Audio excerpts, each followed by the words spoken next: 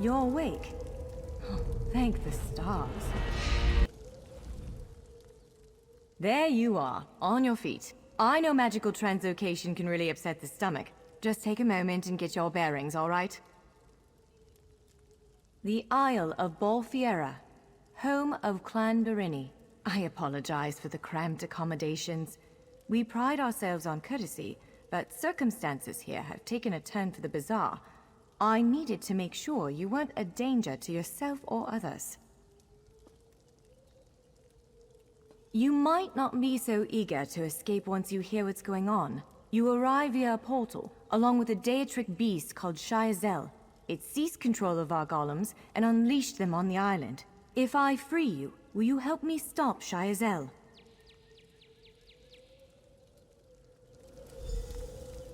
Wise choice.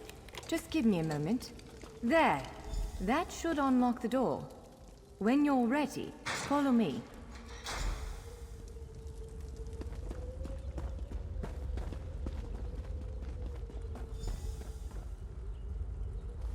There you are.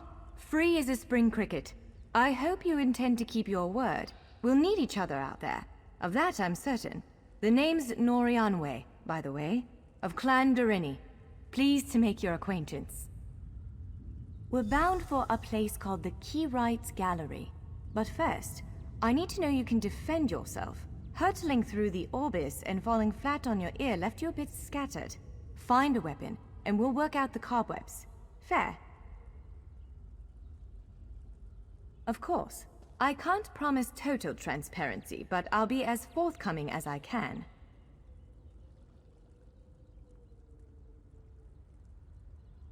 Would it frustrate you to hear that I have no idea?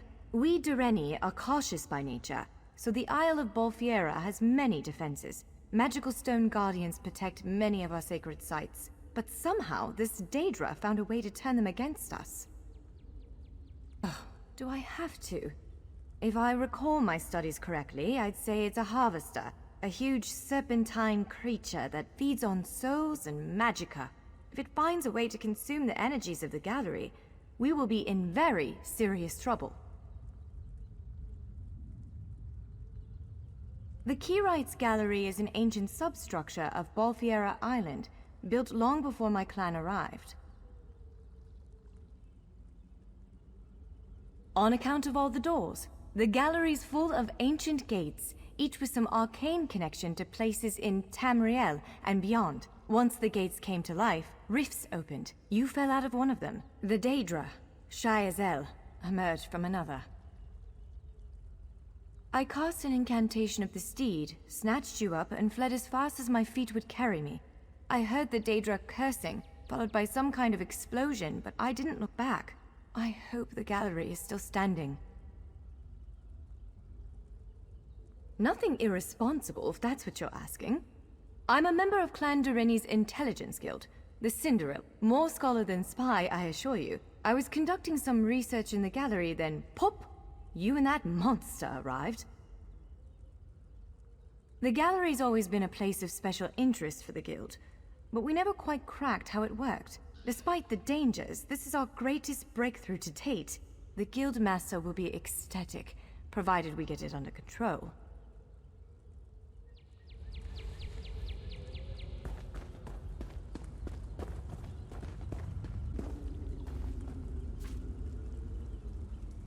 Larger weapons like staves and great axes will take both hands to use. You can pair smaller weapons with a shield, or another weapon of that size.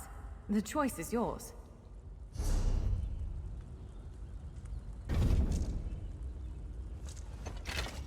Yes, I think that one suits you. If you change your mind, feel free to take any other weapon you want. Now, let's find a spot to practice.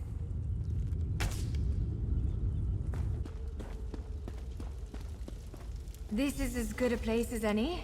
Now, prepare yourself, while I conjure up a dance partner. Let's begin. Quickly now, strike the construct. Well done! Attack! Impressive. Well done. Now fast, brilliant! Now do it again. Ready yourself. Quick, strike while it's off balance.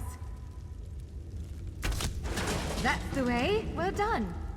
Keep up the defense. Strike hard, now.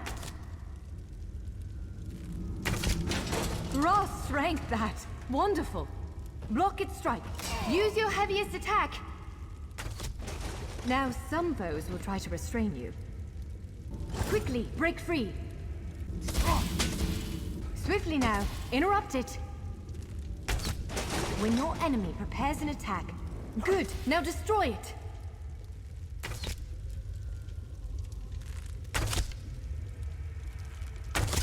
Well done. Come speak with me for a moment. Let's be on our way. A word of warning, though. Some of the golems may wander the halls ahead. There shouldn't be many of them, but as my master used to say, prudence is victory's profit. Sorry, he was very keen on weird proverbs. One of the stray golems. We might want to sneak past it.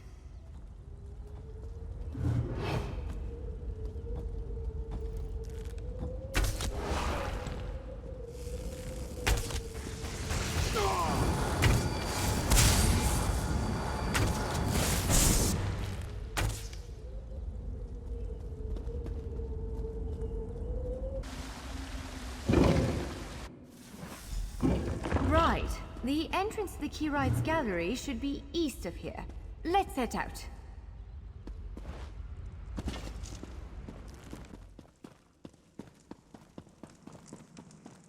Well, this is upsetting.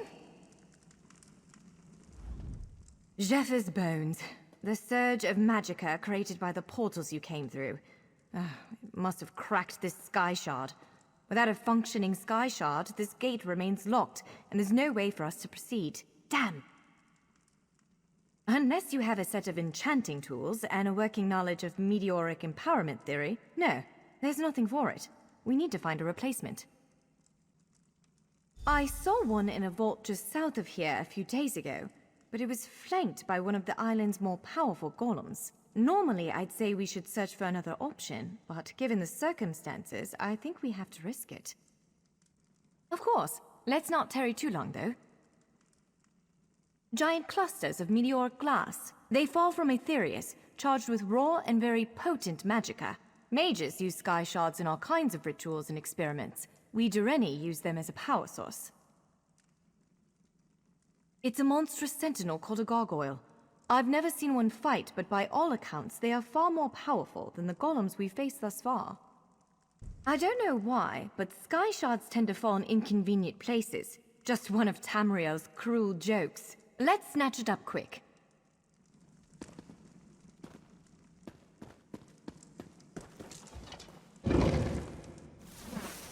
All right. Do you see that vault to the south? The sky shard is there.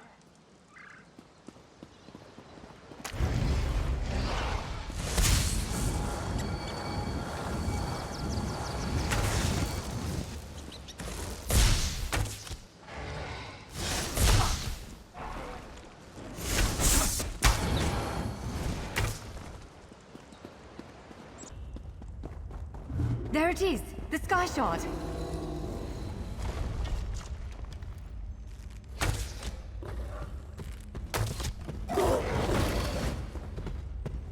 Move! Now!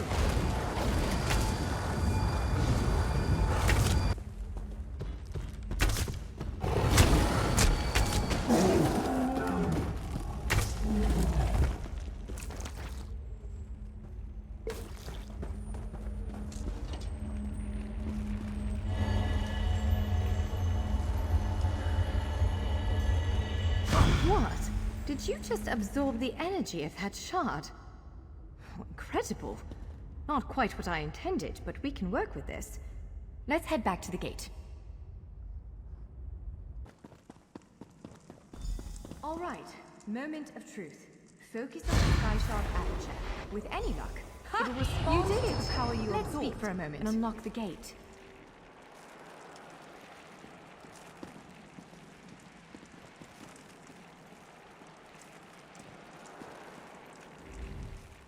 I'm afraid we've reached the really scary bit. The Daedric creature responsible for all these portals waits just beyond that gate. If you have any other preparations to make them now. Again, I'm just a scholar, but I'd encourage you to remember what we practiced before. Keep moving, strike true, and exploit any opening the creature gives you. Come on then, let's face this thing before I lose my nerve.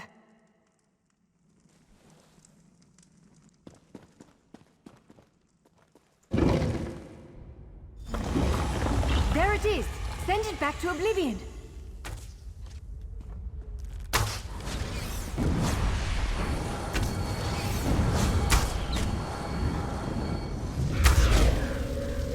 Wither and die!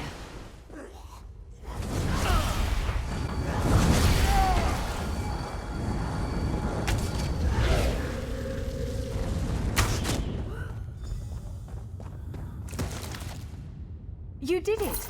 Hopefully the gallery wasn't too badly damaged. Follow me!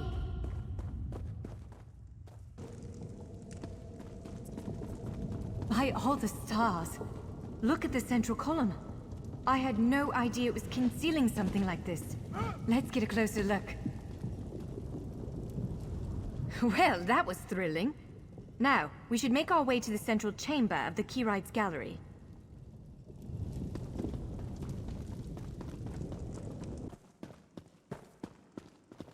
This is the Keyrites Gallery, but not as I remember it.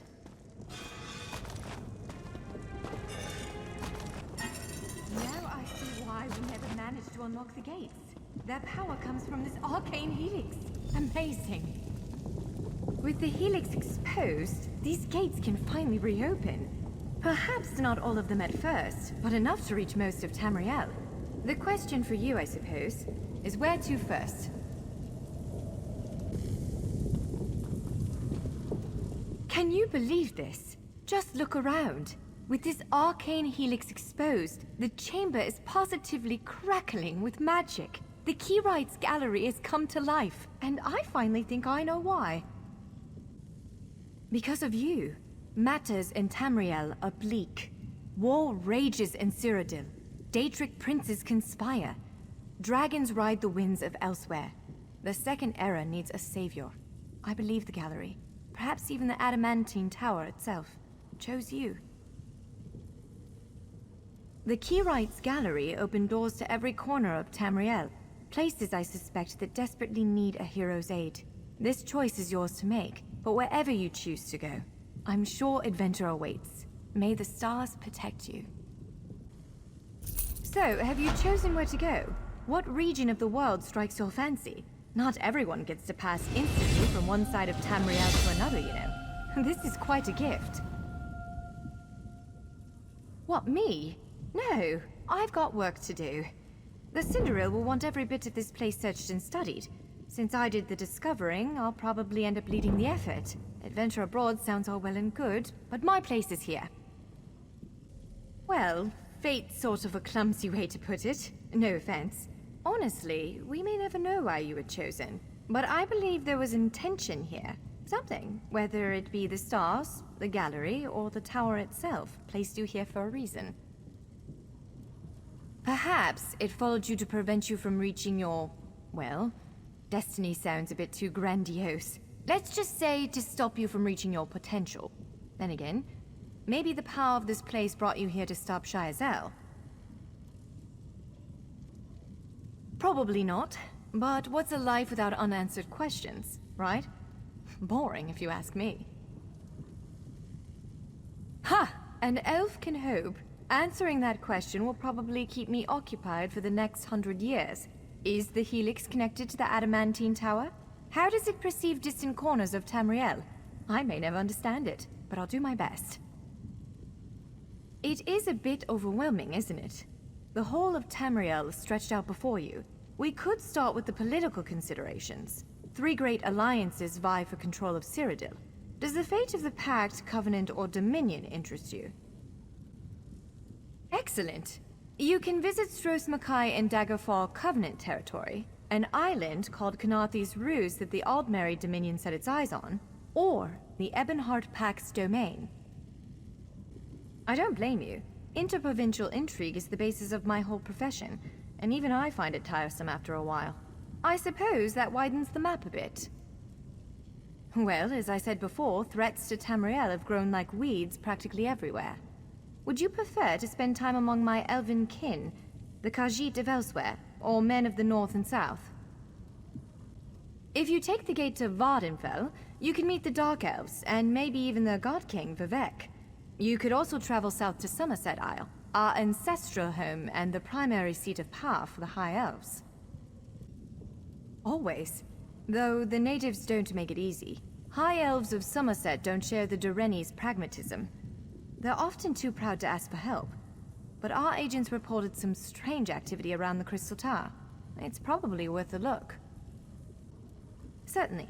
One of these gates appear to go to Western Skyrim, a mythical kingdom of Nords led by King Svargrim. The other leads to Blackwood, at the southern tip of Cyrodiil. Imperial remnants rule there. The Nords of Western Skyrim are inhospitable, to put it lightly. Even so, we've been able to glean a few things. I've read reports about increased vampiric activity in the region. Never a good sign. They need stout adventurers to deal with it. Squeezing information out of the Dark Elves is delicate business. To be honest, we know far less about what's going on in Morrowind than we should. I can tell you that Vivec put out a summons for heroes recently. That's worrying. This portal leads to Vvardenfell. Fascinating, given that the Dark Elves only recently opened it to outsiders. Our spies indicate there might be something wrong with the Dunmer's God King, Vivek. Anything capable of that is a threat to everyone. It is written, my Vvardenfell, my paradise. Be wary, traveler. Pilgrims have been attacked on these roads. At first, I assumed it was the usual house squabbles. It attacked our camp last night, tore poor Ilva's head off, right in front of me. You must hunt it. You must kill it. Ashlanders once respected each other, helped one another. These nomadic heretics deny the divinity of the Tribunal and have no love for Lies Vivec. upon lies! Does it give them pleasure to invent reasons to bring us harm? I'm not sure they deserve to be saved, but that's what we have to do. I don't need you starting a blood feud. Sometimes the great gear turns from frustration to opportunity.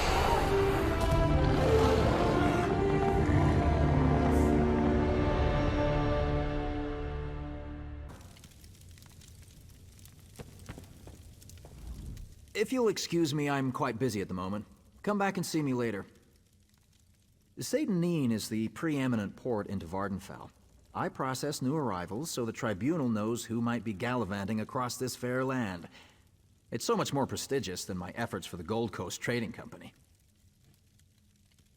Once, long ago in another life, I served as a clerk for the company right here in Vvardenfell. Helped build many of the fine Imperial-style structures you see. I must have impressed House Hlalu, for they offered me this distinguished position.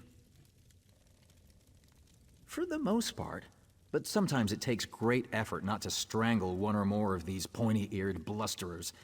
For example, no one ever remembers their birth sign. Some even try to change their answers on repeat visits, as if I wouldn't notice.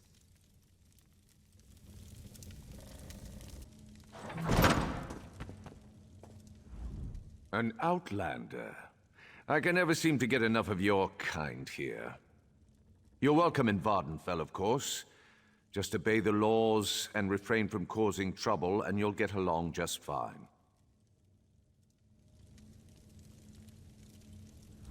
Despite all the excitement around the recent shipwreck, I'm in here, guarding the governor's office. I suppose someone might want to steal a quill or a stack of parchment, but still, my talents are clearly being wasted.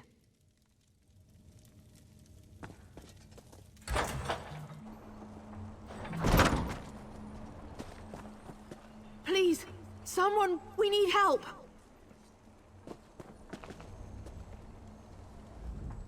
There's an armiger injured on the road outside Saint Vivec. So much blood! They need help! I'm not exactly sure. The buoyant armiger was accompanying Canon Valasar on a mission for Lord Vivek, but something terrible must have happened. Canon Valasar sent me to find help. She's on the road just outside of Saint Vivec. Will you help them?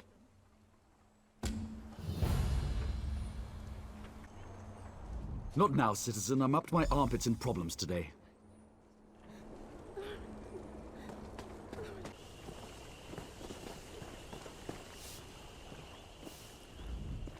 Do mind the guar. Isn't country life grand? It's like I'm right back at home in Cyrodiil. Aside from the giant fungi and adorable lizard chickens, of course. Running away from the war on the mainland, of course. More and more arrive each season. The new blood sends some dark elves into fits, but they agreed on shared borders when they signed the pact.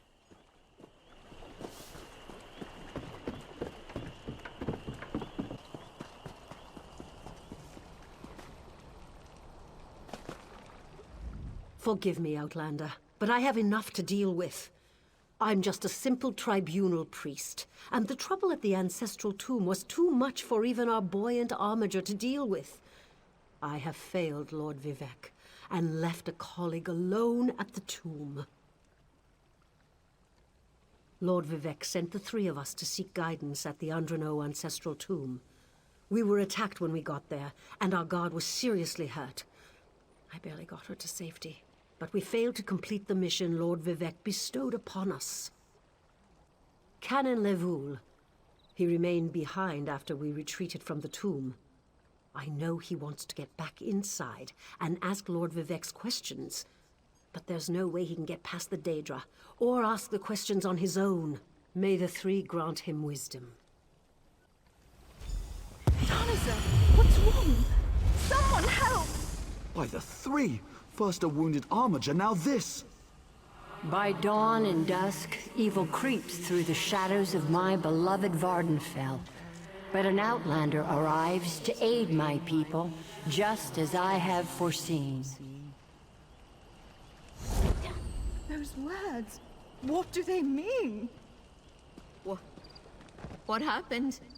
Merciful Azura, the Mother Soul spoke through you. It's a miracle! Lord Vivec, protect me! That was Azura, the Queen of the Night Sky. And you, she spoke directly to you, Outlander. I'm surprised the Daedric Prince would risk Lord Vivec's wrath to proclaim a prophecy. But she did say you were here to aid us. The Daedric Prince Azura possessed that woman and spoke through her. I've heard of such occurrences, of course, but to witness such an event... She said evil creeps through the land. I wonder if it has anything to do with what we saw at the tomb. We sought guidance in a matter that concerns Lord Vivec. I received specific questions to ask while Levoul concentrated on summoning his ancestor. The Daedra ruined those plans when they fell upon Urnsey, and we were forced to flee. Vile creatures from oblivion! You hear about an odd ghost or a nest of vampires, but never Daedra.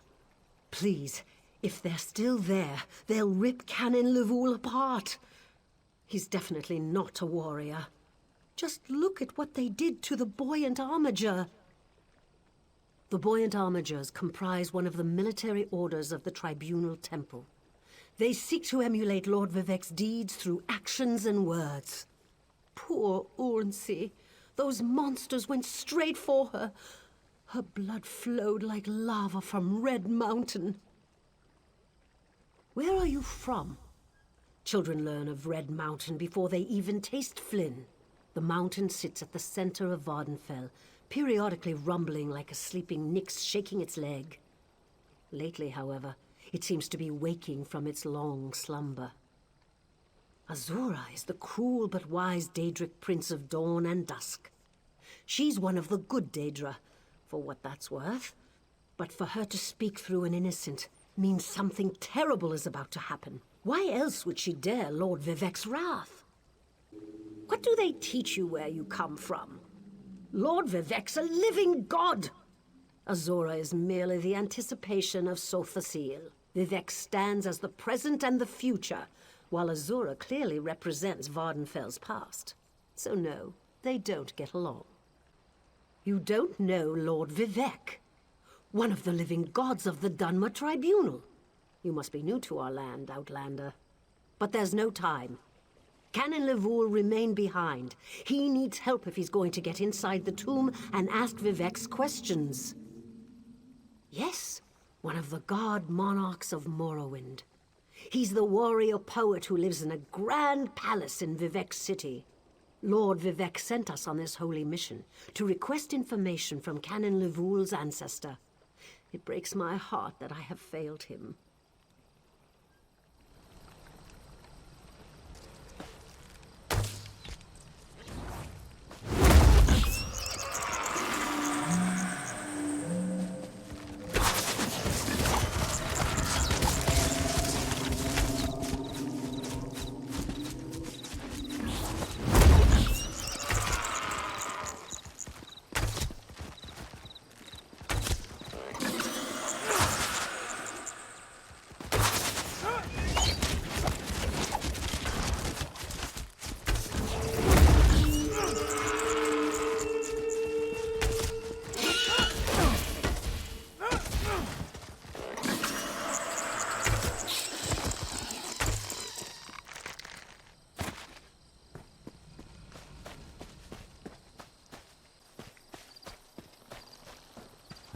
Lord Vivec down.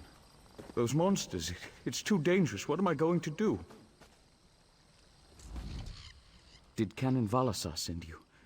Oh, she did, didn't she? That means she made it to Saint Vivec. Vivec be praised. Will you help me complete my mission? It would be sacrilege if I don't enter my family's tomb and make Lord Vivec's inquiries. As the saints declare, the Tribunal always provides. We'll need to be cautious, however.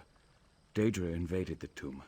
Makes it hard to talk to one's ancestors while monsters try to eat you. I'll also need your help when we reach the summoning chamber. Take this scroll with Lord Vivec's inquiries, while I summon forth my ancestor's spirit and concentrate on maintaining the connection. You must ask the questions. He insists we use the exact phrasing. We can go inside when you're ready. I've already lost precious time due to the buoyant armiger's wounds, but I suppose a few more moments won't make the volcano erupt or the moonlit fall from the sky or anything. What else can I tell you, my friend? I'm not quite sure, and it wasn't my place to ask. When your living god gives you a task, you say, "Yes, my lord." The questions seem to involve the time before the tribunal, which I assume is why we must ask them of my long-dead ancestor. A few of my contemporaries can boast of a luminary such as Farina Andrano occupying a prime branch upon their family tree. Lady Farina studied at the feet of Sotha Sil and was counted among his companions before the tribunal rose to power. Who's Sotha Sil? It's like asking who are Vivec and Almalexia. They are the tribunal, the living gods of the Dunmer. Sotha Sil is the architect of time and the binder of oblivion. If you want to know more, we can talk after we've finished. Well, I can tell you why they weren't here the last time I paid my respects. Canon Valasar thinks they're some kind of Daedra, determined to keep us from fulfilling Lord Vivec's will. Until you showed up, I wasn't sure what I was going to do. Before we go in there and face those monsters, I want you to know how much I appreciate your aid in this matter. Just don't lose the scroll that contains Lord Vivec's questions. Now come, let's call forth my ancestor. I'll open the tomb door. Follow me, but keep an eye out for those Daedra.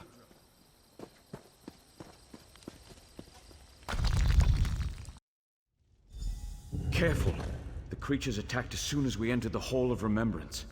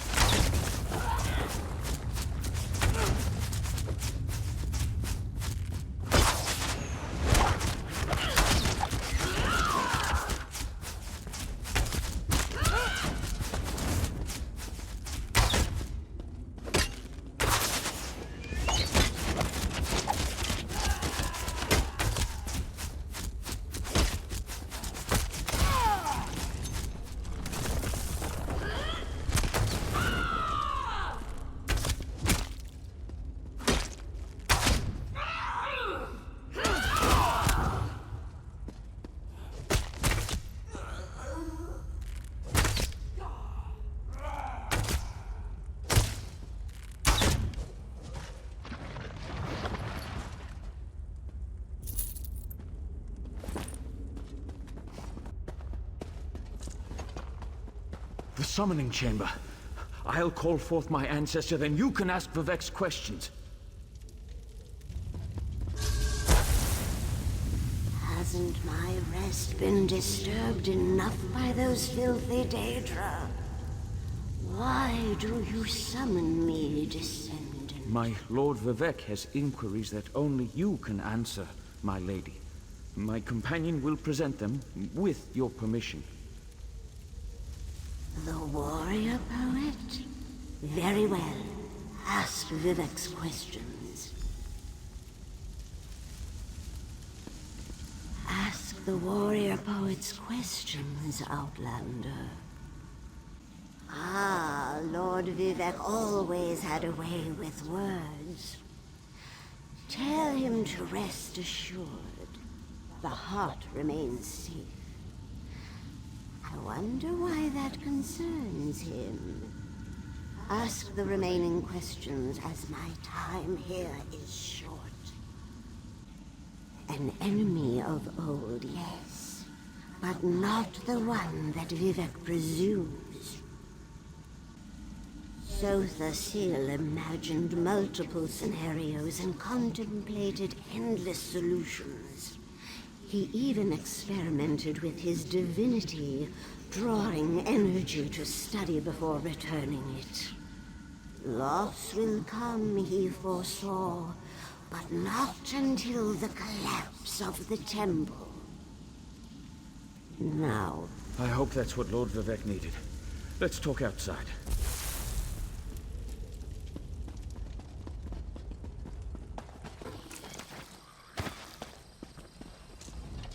Thank you for helping me complete my task.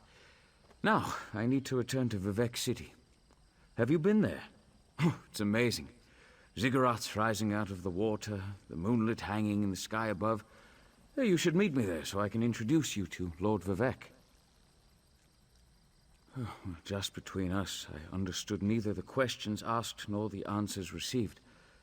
Not that I expected to. Some things aren't meant for mortal minds. That's another reason for you to come to Vivec City, to help me explain what my ancestors said. Excellent. I just need to make a quick stop in Saint Vivec to check on my original traveling companions. When you get to Vivec City, head right to the palace and I'll meet you there. I know that Lord Vivec will want to reward you for assisting me. I'll be along shortly. When you get to Vivec City, head directly for Lord Vivec's palace. Once there, I'll make introductions and we can tell the Warrior-Poet everything we've learned. Of course. As I said, the Tribunal consists of our 3 living gods, Vivec, Almalexia, and Sotha Sil. They lead us in spiritual matters and rule over Dunmer society as god monarchs of the Dark Elves. I serve Vivec, but honor the entire Tribunal. Unfortunately, no. The Dunmer houses bow to the Tribunal, but the savage Ashlanders refuse to acknowledge their divinity. The heretics never allowed themselves to be assimilated into the great houses. Instead, they hold to primitive superstitions.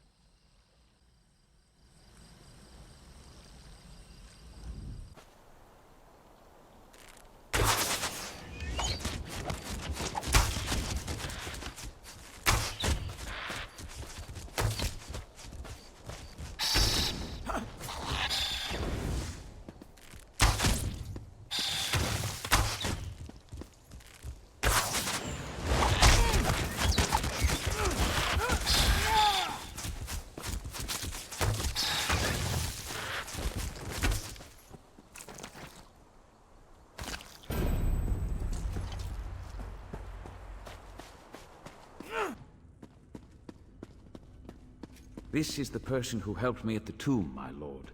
Lord Vivec, we don't need the help of this outlander. Oh hush, Archcanon Tarvis. Outlanders have their usefulness, and this one intrigues me. As you say. I'll be in my office if you need me. Step forward, friend of Lavul, and let us speak. Canon Level says you helped him in his mission. As I have written, the one who helps my ally becomes my friend.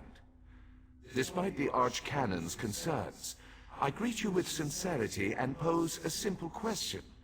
Will you assist us further, Outlander? I have ordinators and armigers at my disposal. Vast armies of followers and dedicated priests.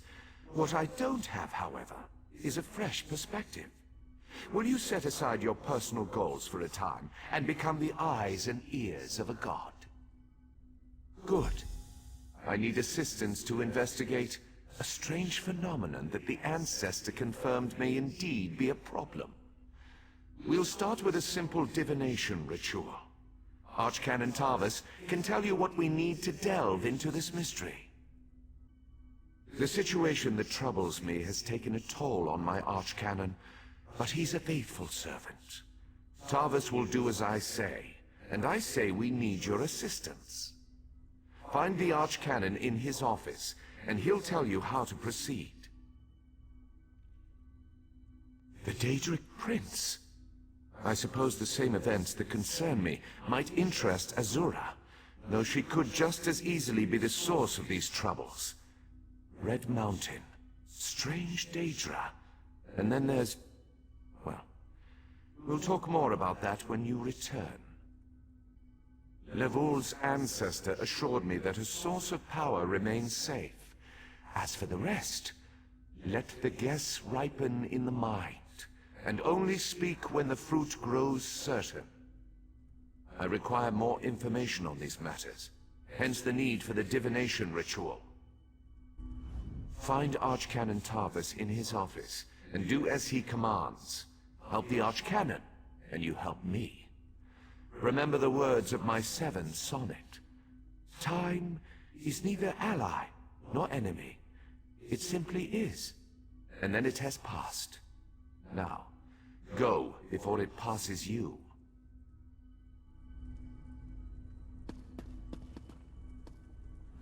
Archcanon Tarvis carries the burden of Lord Vivec and the entire palace atop his shoulders. He'll serve as your guide in this undertaking for Lord Vivec. And, if need be, you can always find me somewhere near the palace.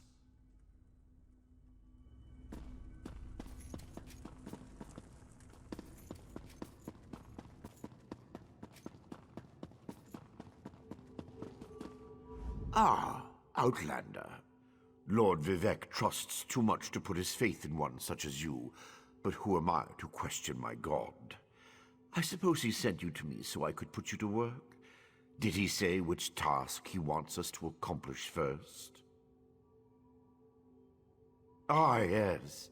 We do need to perform a ritual to reveal the nature of the phenomenon that vexes Lord Vivec. Now listen closely. I hate to repeat myself.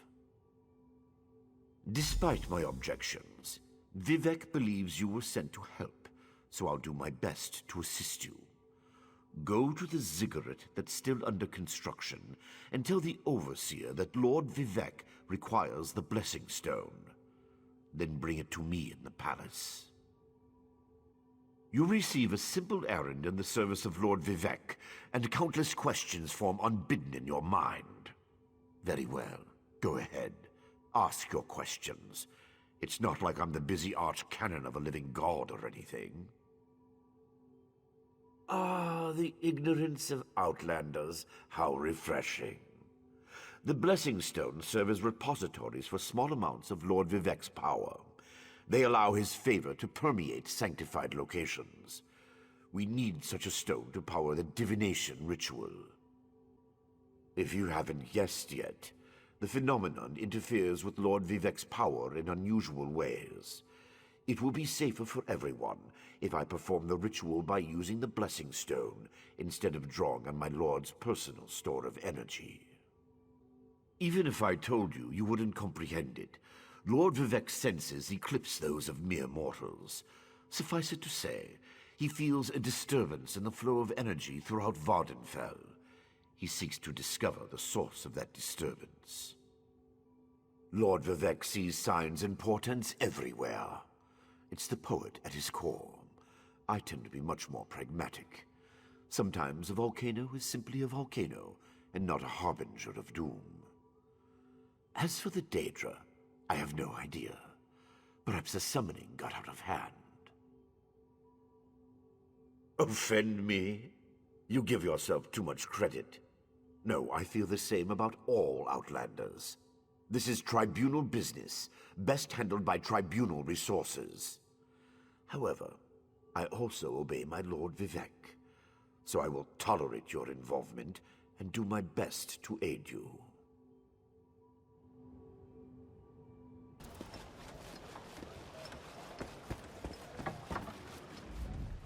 This project has been nothing but one disaster after another.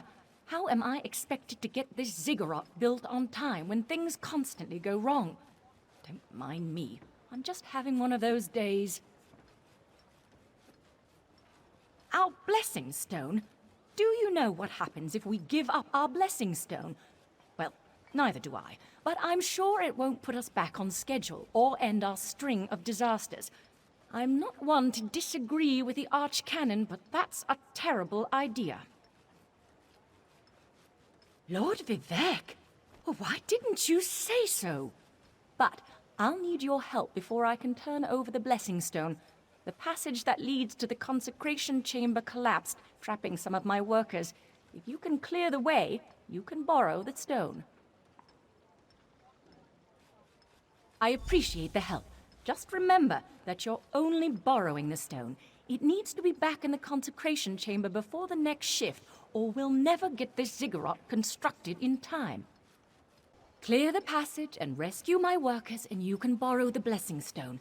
Just let Lord Vivek know that we'll need it back to finish building this part of his city.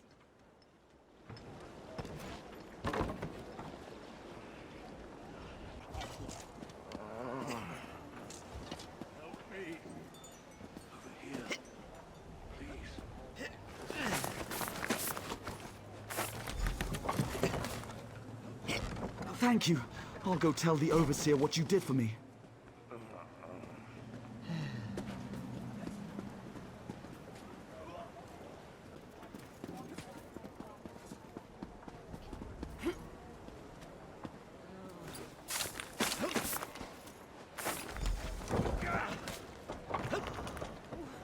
I thought I was gonna die under there. Oh, thanks for saving me.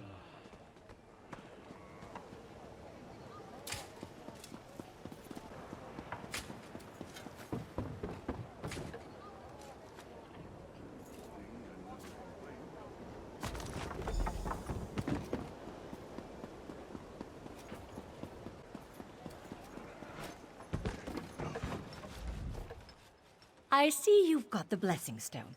Look, I appreciate that you were able to aid my workers, and I understand that Lord Vivek has need of the stone. But I won't feel comfortable starting construction again until it's back in place.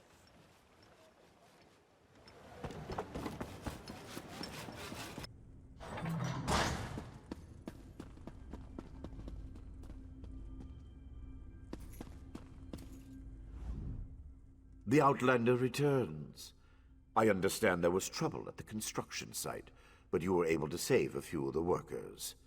Lord Vivek always draws the straightest arrow from the quiver. Praise the Tribunal. Did you bring the blessing stone? Stand over there. In Canon Level's absence, you will form the third corner of our ritual triangle. When you're ready, place the blessing stone, and we'll begin the ritual.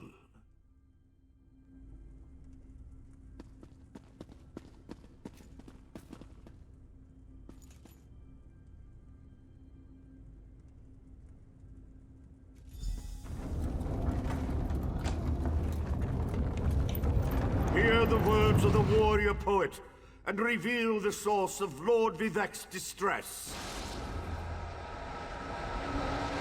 An Ashlander? A clockwork mage? A Daedric cultist?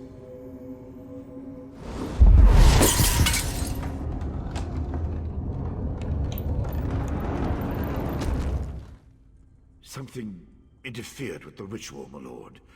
But we may have learned something. Excuse me while I compare the results to our previous research.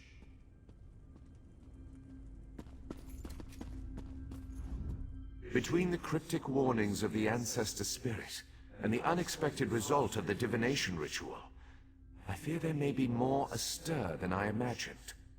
We solved the greatest mysteries by accident, I suspect. I should write that down. We learn from every action we take. Failure or success, each result teaches us something, at least in the larger sense. To be more specific, no, not as much as I hoped. Images that suggest avenues to investigate, riddles to solve. Let me tell you a secret, Outlander. It concerns a living god, an energy that fades like daylight as dusk spreads across the land. Listen well, and speak not a word. My divine energy, it drains away. Whether from illness or foul malady, I know not. You must travel the land and seek answers on my behalf. But first, gratitude before service, as I have written. So thank you. The ritual confirmed my worst fears. Divine energy flows out of me for no reason that I can discern. I felt the power imbued within my blessing stone get wrenched away as soon as you added it to the ritual. I couldn't stop it. To quote my own words as a warrior-poet, no lock exists that the determined thief cannot open.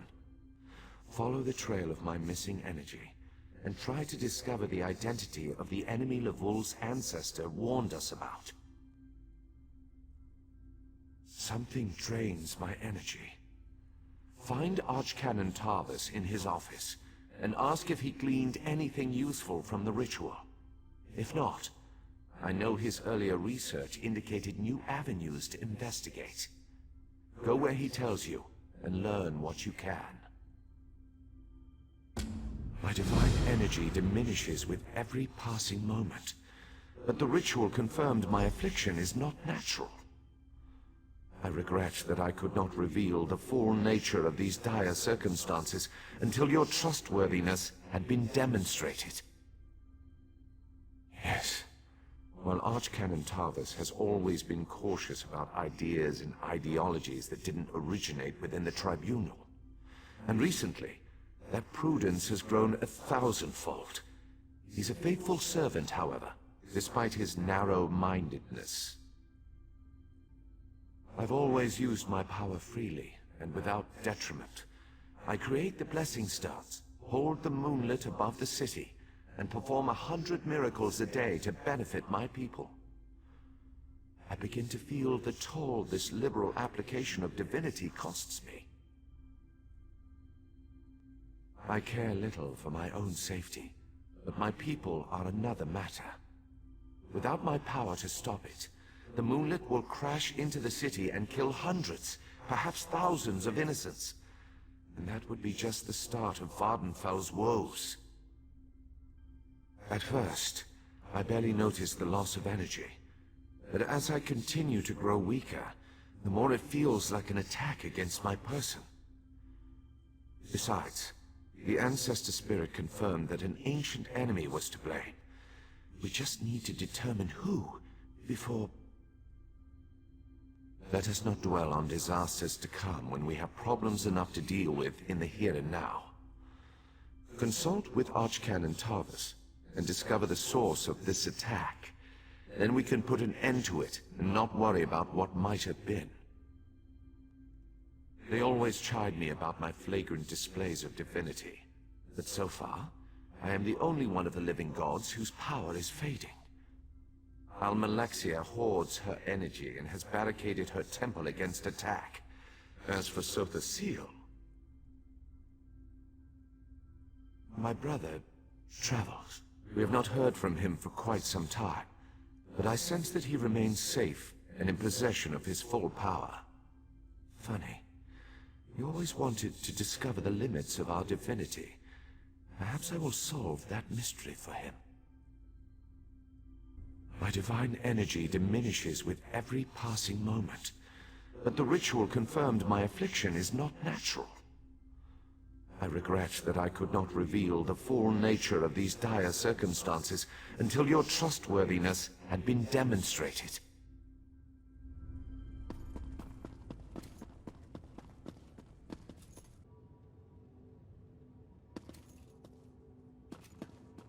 I performed that ritual countless times, and it never exploded in my face before. If I discover that you sabotaged the divination... No. I shouldn't take my failure out on you. It's not your fault that things are... difficult. How do you know about... Lord Vivec told you? Of course he did. It's his prerogative, I suppose. You must swear to keep this secret, though. There would be panic in the streets if the people believed one of the Tribunal was incapacitated. It's true. I'm much better at scholarly pursuits than field work, and the ritual wasn't a total failure. It confirmed 3 locations from my earlier studies: Balmora, Aldrin, and Barrelzar's Tower. I need you to investigate each of these sites. I researched what I could using the resources available here in Vivec City. To learn more, I need an agent to personally assess each location. Lord Vivec thinks you're the best one for that job. I hope he's right. I believe the mage seen in the ritual is Barrelzar, who works out of an ancient Velothi tower. His experiments radiate energy similar to Vivec's affliction, but they're not a perfect match. Find out what he knows about the transfer of divine energy. House Redoran controls the town and nearby mines. House Halalu also has interests in the region. Rumors of a cult in the area concern me the most. I believe we saw a cultist during the ritual. Make discreet inquiries and see what you can learn. I have no idea. That's why we're sending you. I suggest you start at the inn. Secrets get spilled along with the drinks in such places. The miners may know something as well. I've heard that House Redoran has issued some kind of proclamation. Savage Ashlanders, like the one seen in the vision, use the area as a tribal meeting ground. These nomadic heretics deny the divinity of the Tribunal and have no love for Vivec. But how they could be involved eludes me. See what you can uncover. I traced tendrils of Vivec's energy to these locations, and the ritual confirmed the connection before it went awry. Just don't discuss Lord Vivec's condition with anyone. We don't want to start a panic. If anything changes here, I'll contact you. Haven't you left yet? The sites at Balmora, Aldrin, and Barrelzar's Tower aren't going to investigate themselves.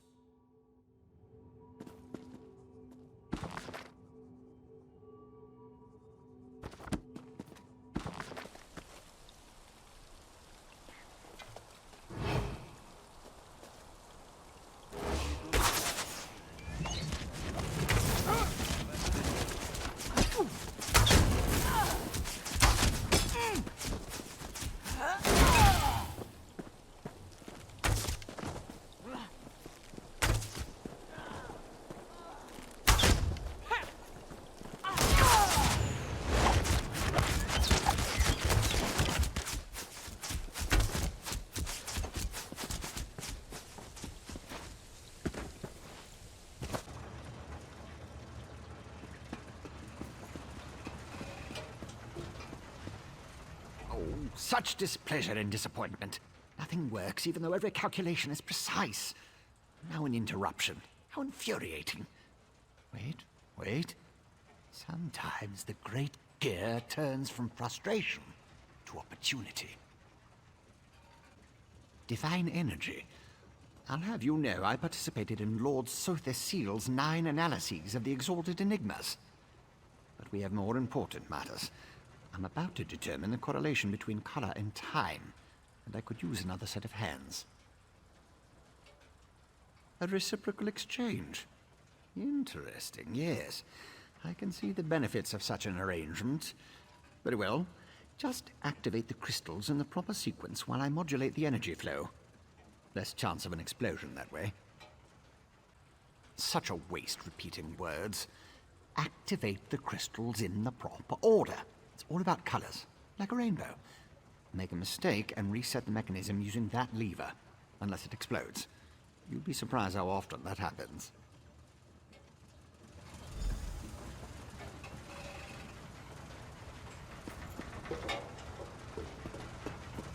Smoke instead of light. Not the reaction I was hoping for. A good start. Keep going. Correct. So far, so good. Like clockwork you are. Close, very close. One more to go. Yes, I love it when the gears align.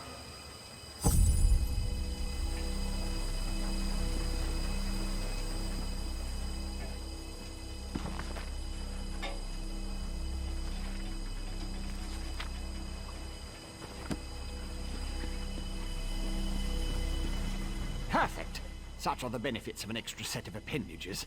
The energy flows freely and without disruption, allowing the rods and the pistons to align in a most pleasing manner. Thank you.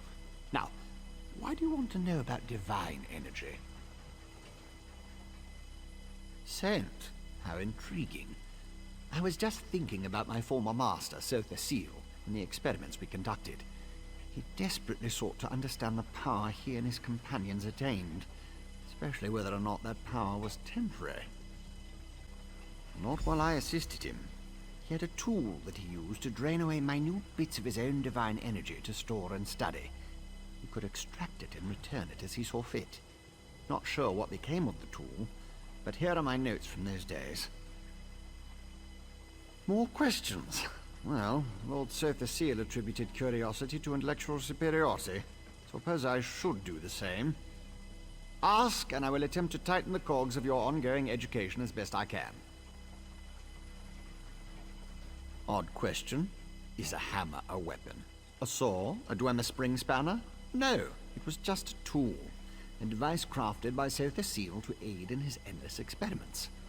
I suppose I could imagine ways to modify the device, but for what reason? Haven't a clue.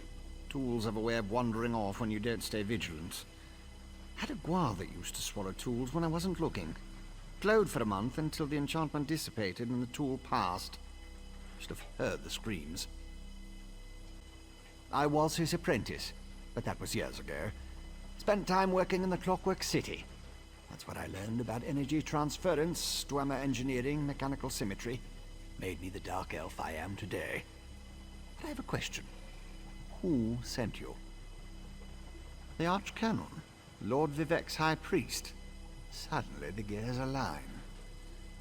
I can think of a number of reasons that Alm and V would want to know about C and his tools, but some doors just shouldn't be opened.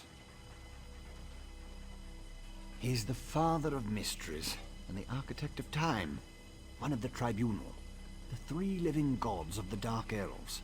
Creates all sorts of helpful and intriguing devices, like the Clockwork City. I haven't seen my old master in many years. It's a wonder and a miracle. All brass tunnels, glass domes, and giant gears. He was inspired by the work of the Dwemer. But the Clockwork City is pure Sotha Sil. He made it to forge the future and reshape the world. I learned a lot there.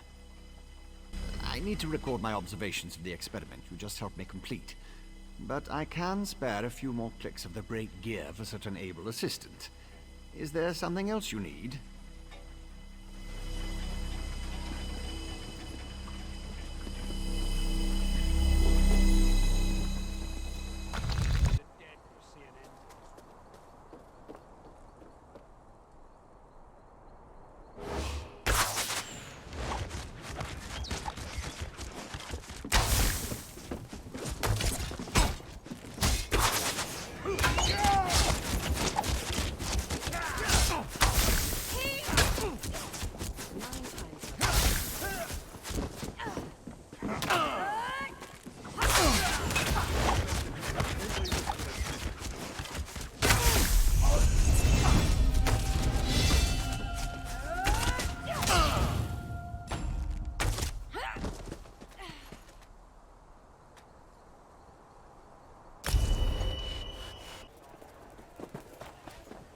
I can't believe Lord Vivec wouldn't see worshippers today. He's a living god. I'm sure he was just busy. We should have waited longer. I know, but we're not getting any younger. We'll have a chance to see him again. Vivec City isn't that far away, you know?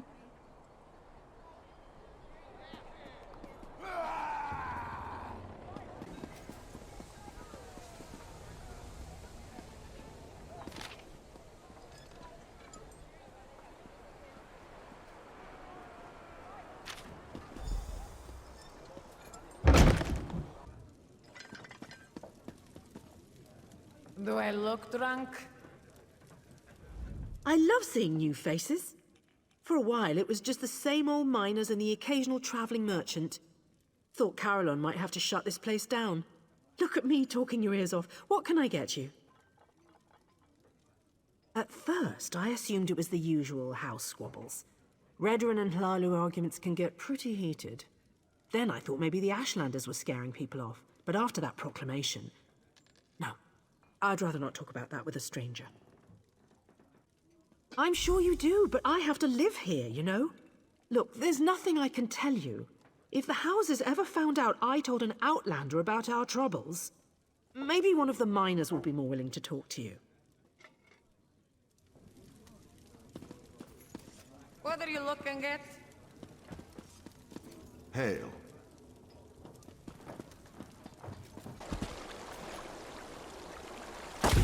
Please, this one needs to get out of here. Those cultists, they're insane! All right, but keep your voice down. I'll be ready to leave soon enough. In the meantime, if anyone asks, you're just here to haul cargo.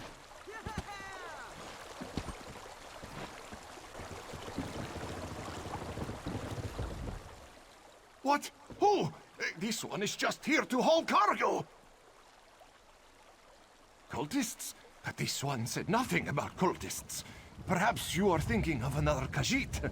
Look, Renaku just wants to leave all these crazy dark elves behind and find a safer mine to work in. The Shulk ore mine is cursed. Really? You? Just leave Renaku out of it. If you want to know what happened so badly, just go out to the Shulk ore mine and see for yourself.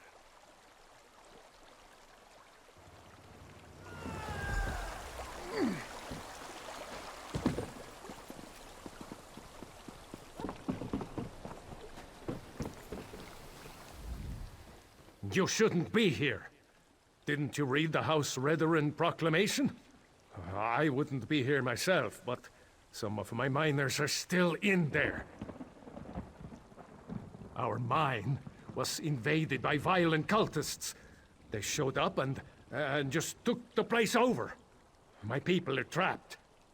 I'm no expert, but it looked like the cultists were preparing to conduct a ritual before the Ashlander interrupted them. Probably because I heard one of them say, "With this ritual we'll call forth a mystical weapon and attain the power of a god," or something along those lines. Look, I was just trying to get me and my miners out of there when the Ashlanders showed up. Well, I never actually saw an Ashlander, but I heard a cultist yell, "Ashlander thief! That's our mystical weapon!" That's not an exact quote, but you get the idea. I don't know what happened after that. I was kind of busy trying not to die. It used to be an ore mine, and we hope it will be again. My crew was inside preparing to start up mining operations when the cultists attacked. The way things are going, we might just have to turn the place into another Kwama egg mine. Really? That's awfully brave of you. If you see any of my miners, tell them to get their arses out here. I'll wait as long as I can. Or until I hear screaming. Then I'll go to Balmora and try to find some help. Good luck in there. Be careful in there. I'd hate to see you turned into a guar or something by those vile cultists.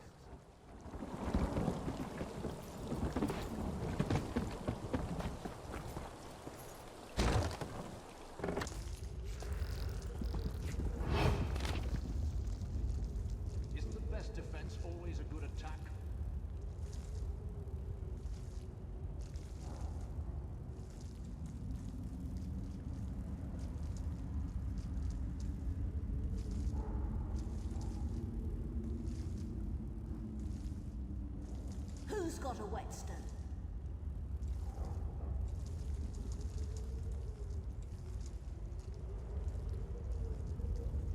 I don't have to explain something I never said.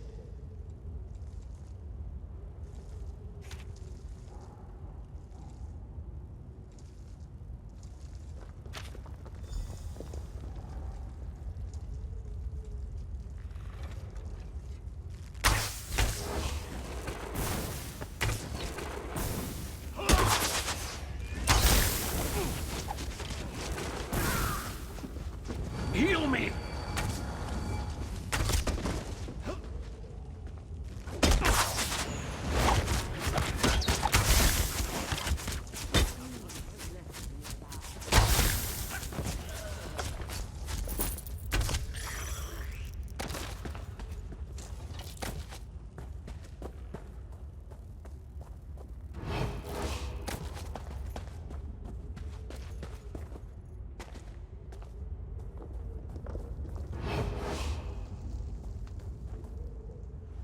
You don't look like one of those crazy cultists, and you certainly aren't one of our miners.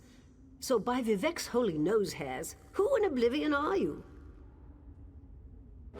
Really? Then forget I said anything about His Holiness' nasal preening. They're some sort of Daedric cultists. They've been performing rituals, calling forth divine power, some such nonsense. At least they were, before the Ashlanders showed up. Anything about the savages barged into the deep chambers, seemed to know about the hidden passage and everything, stole the relic the cultists were praying over, and ran for the hills. As a matter of fact, that's where I'm going, as soon as it's safe to leave.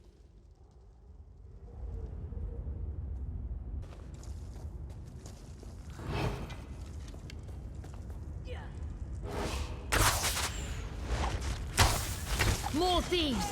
Stop them!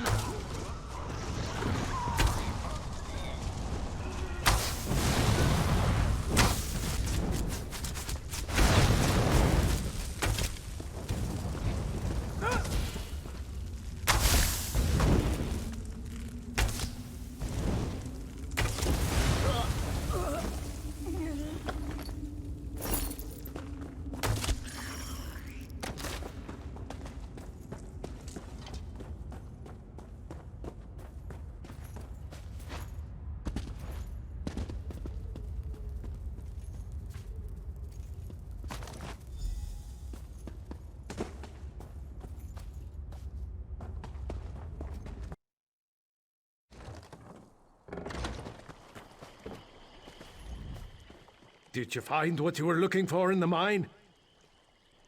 Of course. I perfectly understand. I think I'll wait a little longer and see if any of my miners were able to escape from the cultists. Good luck with your mission, whatever it is.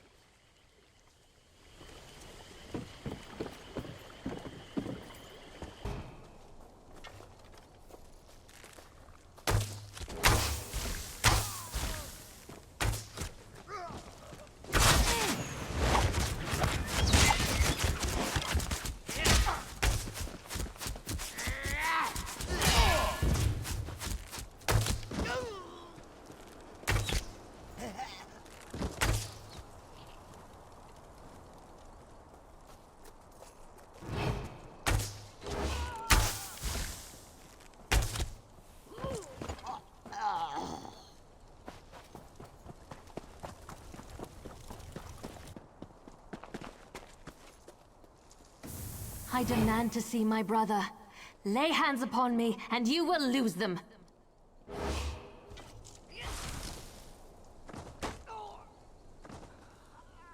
You there! The territory of the Red Exiles shouldn't be traveled lightly.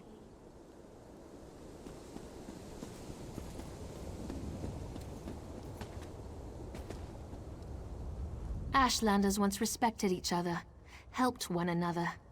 You'd think these were house wolves or tribunal dogs, the way they treated me. Speaking of the tribunal, you have the smell of dog about you. I wonder why that is. Lord Vivec, is it? And I thought all the Tribunal cared about was building monuments to their own greatness. Nice to see that one of them cares about what's going on beyond their borders. Well, perhaps we can aid each other this day, Outlander.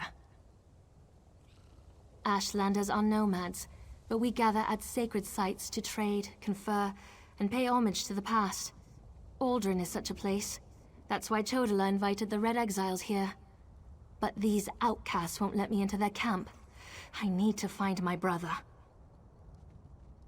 My brother, Chodala, is the Ashkan of our tribe, and I am his ambassador.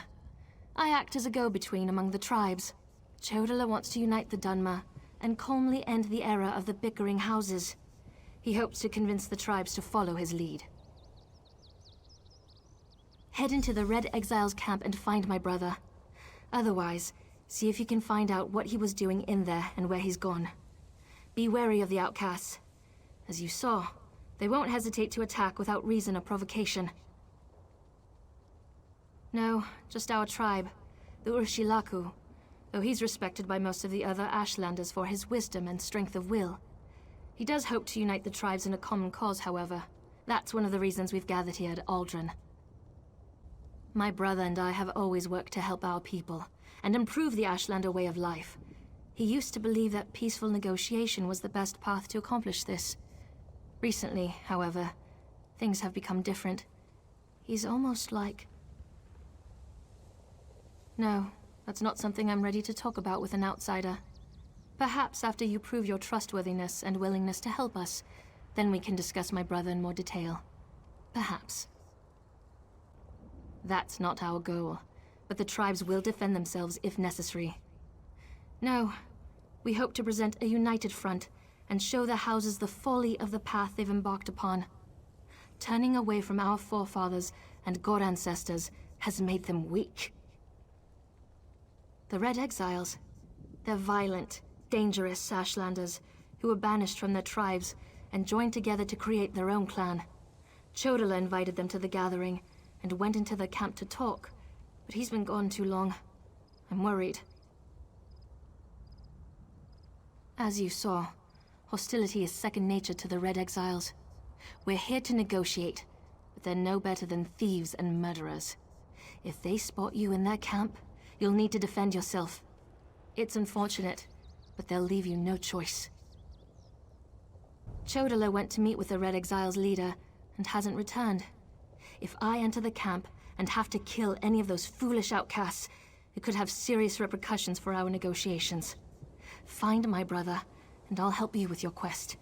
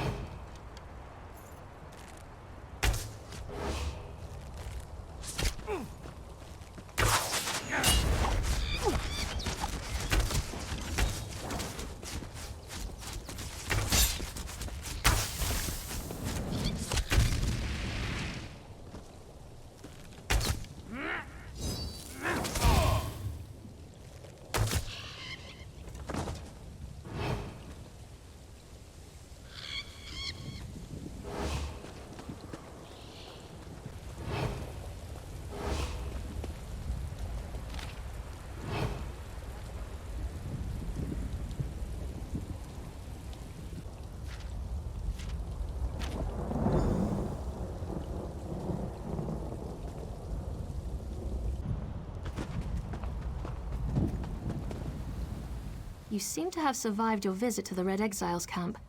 Did you find my brother? Interesting. I never suspected that the outcasts were disciplined enough to keep records such as this. Oh no. I can't believe my brother would be so... brazen. It means that Chodala really has changed. With his newfound powers and rising ambitions, I fear what he plans for the tribes. I suppose you have a right to know what I'm talking about. Take this. I found it among my brother's possessions. Chodala discovered new power out in the wilderness, and it changed his view of the world. He writes about it in that document. Now he believes he's a Nerevarine, and incites the tribes, while I try to keep them all from doing anything rash. You don't know? I thought... No, you're not an Ashlander. And the House Elves rarely talk about such things. Long ago, there was a hero named Nerevar. He fought alongside the Tribunal, before they claimed to be gods, until they betrayed him. So our legends say. Nerevar united the Kaima and forged an alliance with the Dwemer. He died at the Battle of Red Mountain. We believe the Tribunal hastened his demise, despite Vivec's claims to the contrary. The Nerevarine is a promise and a prophecy. We believe that, through the power of Azura, Nerevar will return to unite all Dunmer, House and Ashlander alike, and make Morrowind great again. The returned Nerevar will be known as the Nerevarine. While the prophecy of the Nerevarine can be interpreted as the end of the Tribunal, I have always seen it as a prediction of hope and peace. Chodala and some Ashlanders, such as the Red Exiles, favor war. That's not the Nerevarine I believe in. He uses an Ashkon's words to plant dark ideas in his followers. Ideas that speak of false gods, lost traditions, and the need for a cleansing war. His words become more forceful every day, but I hope to dissuade him from this violent course. All I know is that his new power frightens me. Chodala returned from a sojourn in the wilderness more vibrant, more commanding. He's always been strong, but now he's fearless, practically invincible, and swifter than the fastest Ashlander scout. Chodala says his new abilities strengthen his claim as the Nerevarine. I think it's the staff he carries. He had it when he returned, and now it's always at his side. I know it's unreasonable, but I hate that staff. He calls it Sunara. Chodala stopped confiding in me, but he's still my brother. I don't know where he goes to meditate, but he has to visit the Wise Woman eventually. I'm sure we'll find him in Aldrin. Despite your civilized ways, I am proud to call you my friend.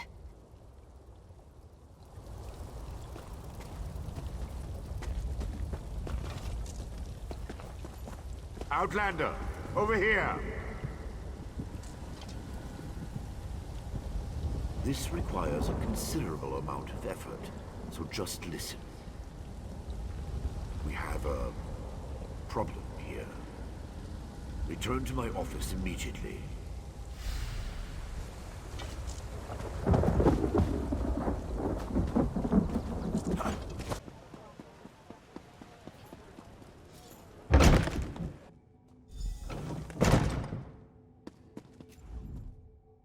At last. Did you see what's happening outside? Red Mountain rumbles louder and more frequently. The sky grows dark, and worst of all, the people are beginning to notice. Soon I'll have to muster the Ordinators to keep them from the palace doors. In part, Lord Vivec is not well. I won't allow his followers to see him in this state. He continues to lose energy, and it's becoming difficult for him to maintain the realm in his usual fashion. Now, what did your investigations uncover?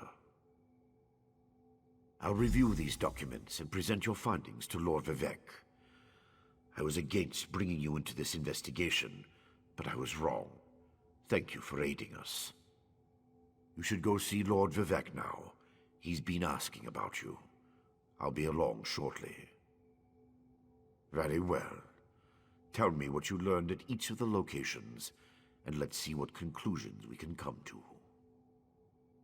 Barrelzar faithfully served Sotha Sil.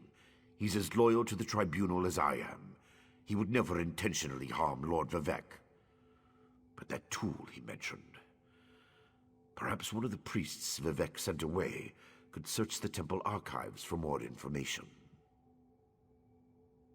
Lord Vivec doesn't want his followers to see him in such a weakened state. Only you, Canon Levuel, and myself are permitted into his palace now. Speaking of the palace, Lord Vivec wants to see you when we're done here. So your notes say, and this Saren assisted you. Interesting. Most Ashlanders want nothing to do with the Tribunal. Even so, they rarely become aggressive. I'd say this Chodala bears watching. If we can spare it, I'll send an armiger to Alderaan. Interesting theory. Perhaps Chodala's staff can steal Vivec's energy. But I have a hard time imagining how an Ashlander could accomplish such a feat. Lord Vivec said the draining has grown more intense since you left. It doesn't look well. From what you discovered, I dare say there may be a correlation between the narcotic relic and the tool Barrelzowl mentioned. And it seems the Ashlander thieves are connected to Chodala. Your evidence points to a clear conclusion. So it appears. Lord Vivec's doing his best not to complain, but I can see how much the draining of his energy has cost him. Just seeing you again should improve his mood considerably. And the progress you made with your investigations, outstanding. I need a few moments to review these documents. Report to Lord Vivec and tell him what you found. I'll meet you inside shortly.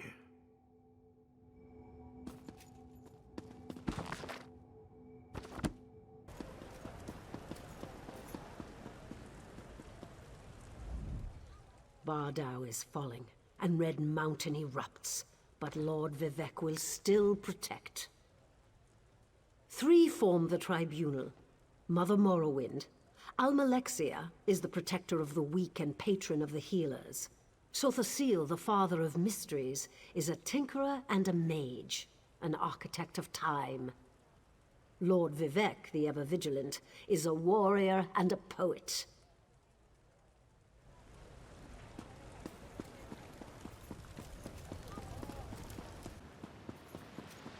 I demand you make way and let me see Lord Vivec. Lord Vivec isn't receiving visitors today.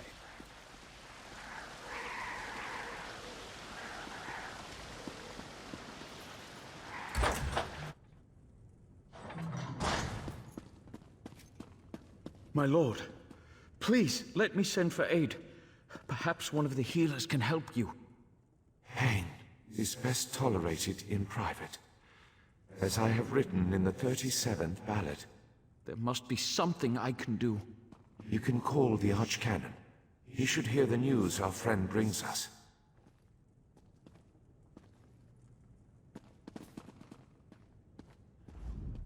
The river drains into the sea, as my divinity flows out of me.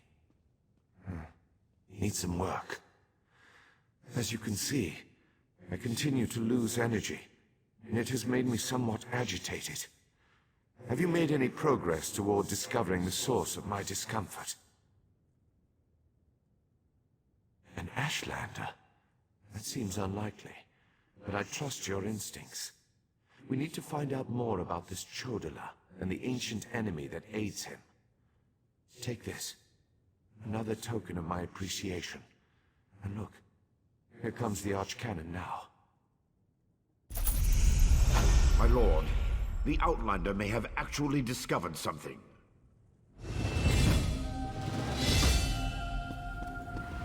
After further examination of the documents you brought back, I have to agree with your assessment. The Ashlander Chodala has somehow siphoned divine energy away from Lord Vivec. Not exactly. But now that we know that the affliction isn't natural, we can work toward a solution. One that probably involves Chodala's staff. How the Ashlander got his hands on Sotha Sil's tool and turned it into a weapon is beyond me, though. Eventually, but we need to be cautious. If Chodala is as respected as you say, attacking him would start a war we can't afford to partake in. Go to Alderaan and talk to his sister, Seren. I don't trust her either, but she worked with you before. Get to Alderaan and locate Seren. She needs to tell us more about Chodala and then help us acquire his staff. Without it, we can't restore Vivec. Meanwhile, I need to placate the populace. The people grow concerned over Vivec's continuing isolation. Didn't we cover this? Let me refresh your memory. Lord Vivec suffers stoically as his divine energy drains away. Neither my administrations nor his defenses have been sufficient to plug the hole, so we've isolated him to keep panic to a minimum. If we knew for certain, we wouldn't be sending you to make a deal with a heretical Ashlander, now would we? Chodala must have something to do with Vivec's energy loss, but the how and why remain a mystery. That's why I must examine that staff. Everything you uncovered suggests the staff and Sotha Sil's missing tool are one and the same, and it's obviously connected to Chodala's newfound powers. Bring it back here so I can study it. The solution resides in the staff. I'm sure of it. Experience, Outlander. Experience.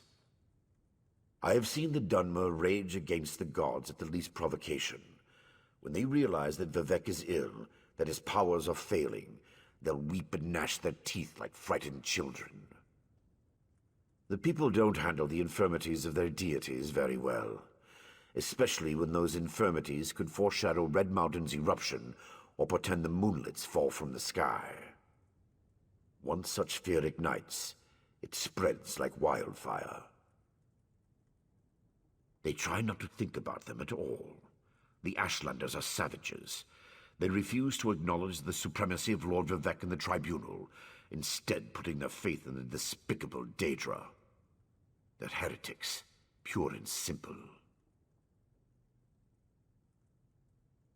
The Ashlanders hold to superstitions the way Quama protect their eggs. If they really considered Chodala to be the Nerevarin, then any action you take against him will enrage the tribes. Talk to Seren and see if she can suggest an alternative course. Get to Aldrin and locate Seren. She needs to tell us more about Chodala and then help us acquire his staff. Without it, we can't restore Vivec. Meanwhile, I need to placate the populace. The people grow concerned over Vivec's continuing isolation.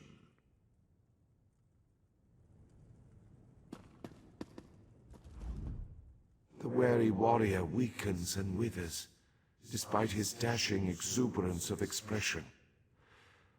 Do as the Archcanon directs, while I conserve my remaining energy, and do what I can to stave off this attack. If attack it truly is.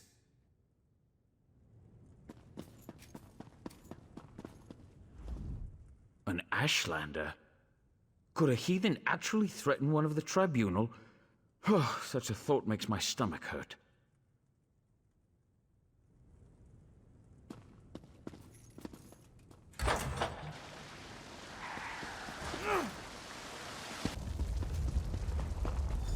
Outlander, quickly! This way! I've been thinking about my brother's claim that he's the Nerevarine since we last spoke. No matter how I try, the word tastes false on my tongue. And now I fear he's about to convince the wise woman that his quest for power will benefit the tribes. My brother is respected and revered. He has allies in all of the tribes, not to mention his personal Red exiles. We have to proceed with caution. Respect the Ashlander customs and traditions. Anything else will lead to violence and bloodshed. We talked to my brother. Tried to convince him this isn't the way. Barring that, we make sure the wise woman doesn't get drawn into his madness. Whatever Chodala says or does, don't attack him. We don't need a war between the houses and the Ashlanders.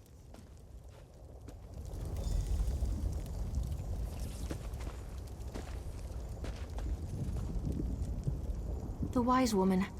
I was hoping she'd be here. You're too late, dear sister. Despite your protestations, the wise woman has gone to the Cave of the Incarnate to confirm my claim. Brother, do you really want to pursue this dangerous course? There was a time when you gave me your unconditional support, Seren. I miss those days.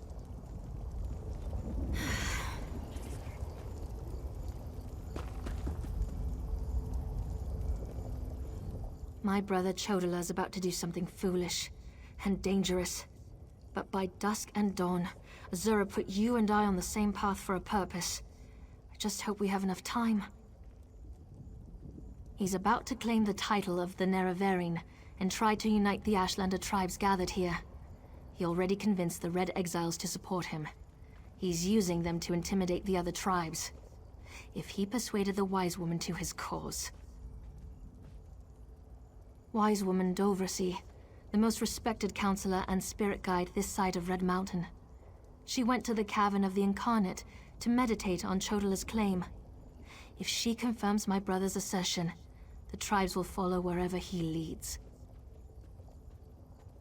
Agreed, but I dare not leave Chodala alone with the tribes. I feel the hand of Azura in all this. Go to the Cavern of the Incarnate and talk to the Wise Woman. I'll stay here and try to keep things under control until you return. The cavern's to the northeast of Aldrin, on the other side of the mountain. Hopefully, the rumbling and lava won't slow you down too much. Get to the cavern and talk to the Wise Woman. If she accepts Chodala's claim about the Nerevarine... My brother isn't the first to believe he's Nerevar returned. All of the previous failed incarnates rest within the cavern. A statue of Azura watches over them as they await the arrival of the true Nerevarine. Azura proclaimed that someday, Indorel Nerevar, a hero from our ancient past, would return to unite the Dark Elves and right the wrongs of Nirn. We call the returned incarnate the Nerevarine. My brother Chodala believes that he's Nerevar reborn. When Chodala became a Gulakan, a champion of our people, I supported him. When he stepped forward as Ashkan, leader of our tribe, I was at his side. But this new claim, it comes with strange powers and talk of war. I can't support those things. The tribes won't decide anything before the Wise Woman returns, but Chodala's followers could start causing trouble if she's gone too long. When you get to the Cavern of the Incarnate, tell her I sent you to talk to her.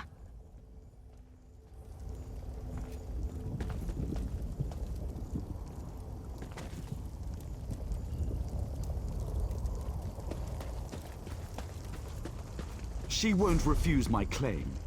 Just in case, make sure the Red Exiles are ready. Your word is law, Nerevarine. You helped my sister. Thank you for that. But you don't need to worry about the Red Exiles anymore. They're under my control now.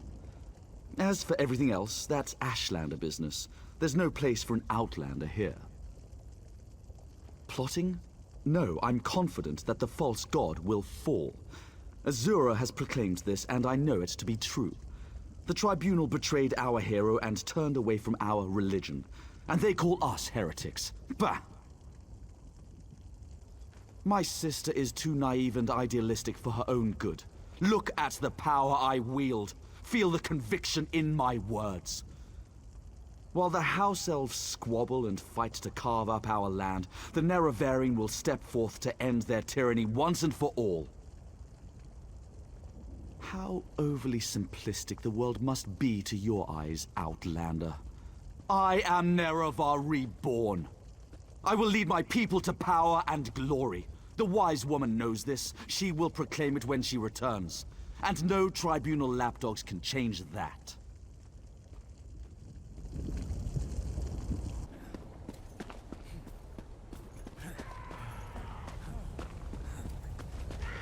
Azura is my shield, you foul creatures.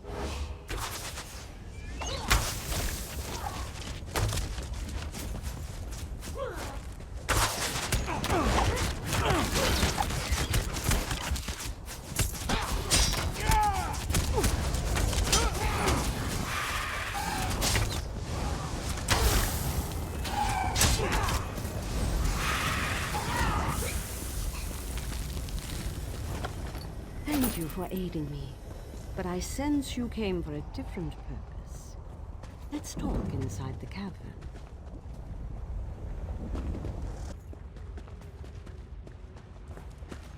An Outlander? Surely there must be another way. No, my lady, of course not. I'll do as you ask.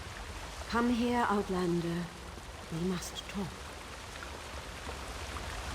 It feels strange to talk to an Outlander in such a sacred place. but the Queen of the Night Sky insists. I need to render judgment on an important claim, and she says you can help me reach the correct decision. Words of truth from the mouth of an outlander. Remarkable. The Red Exiles and a few others believe that Chodola is the Nerevarine. He's convinced them, but not me. I came here to consider my options. I fear a bloodbath if I oppose his claim. Perhaps, but I must remain impartial. If someone else reveals the flaws in Chodola's claims by comparing him to the failed incarnates, that might do the trick. We thought the incarnates were possessed by the spirit of Nerevar, but each had a critical flaw that made them destined to fail to fulfill the prophecy. Their spirits reside here. Yes, you should speak to the incarnates. I see Azura's wisdom now. Take this pouch of blessed grave dust. Sprinkle a pinch upon the bones of the incarnates to call forth their spirits. Return to Aldrin after you have learned all you can. Perhaps we can curb Chodola's ambitions before they lead us to war. We need knowledge to defeat Chodola, Outlander. Listen well to what the failed incarnates have to say.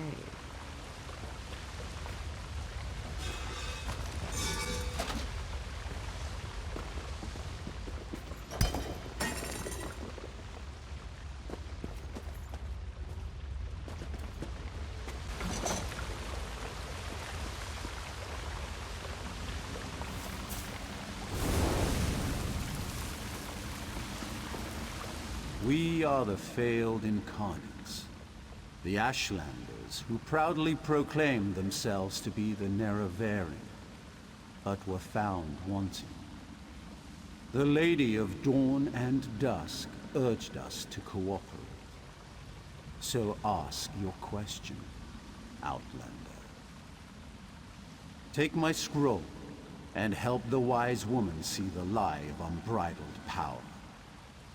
I thought myself the reborn Nerevar, for I was the strongest, most powerful warrior in all the land.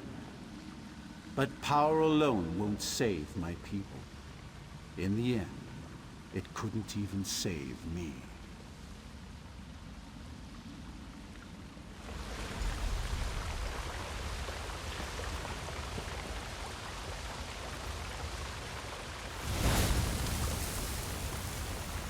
The Nerevarine remains a promise unfulfilled, and I am as guilty of prideful posturing as every other failed incarnate that occupies this hall. Ask your question and let's be done with this, Outlander. The Nerevarine must listen as well as proclaim. I refuse to accept wise counsel, which led to the doom of my tribe and the end of my quest to embody the spirit of Nerevar. Take my scroll and remind the wise woman that wisdom ignored is ignorance.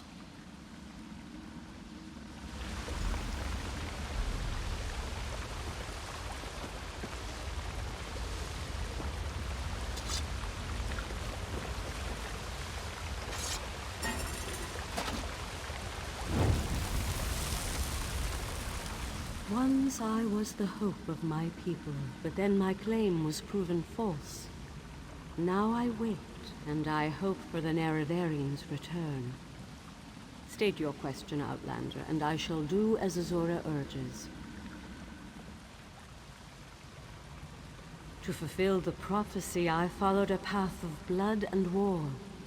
In the end, my path became a road that led nowhere, and I was cast down from my lofty spot.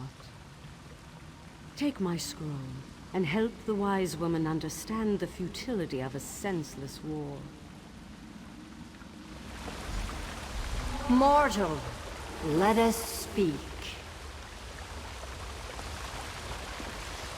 I foresaw your usefulness before you even set foot in Vvardenfell. Now comes a test that will challenge your ability to separate truth from lies. You must convince the tribes that Chodola is not the Nerevarine. Doversy's wisdom outshines most other mortals. She recognizes the futility of Chodola's claim. If she rebuffs him, however, the tribes will turn on each other, and blood will flow. The staff, Sunra, it makes Chodola confident, reckless.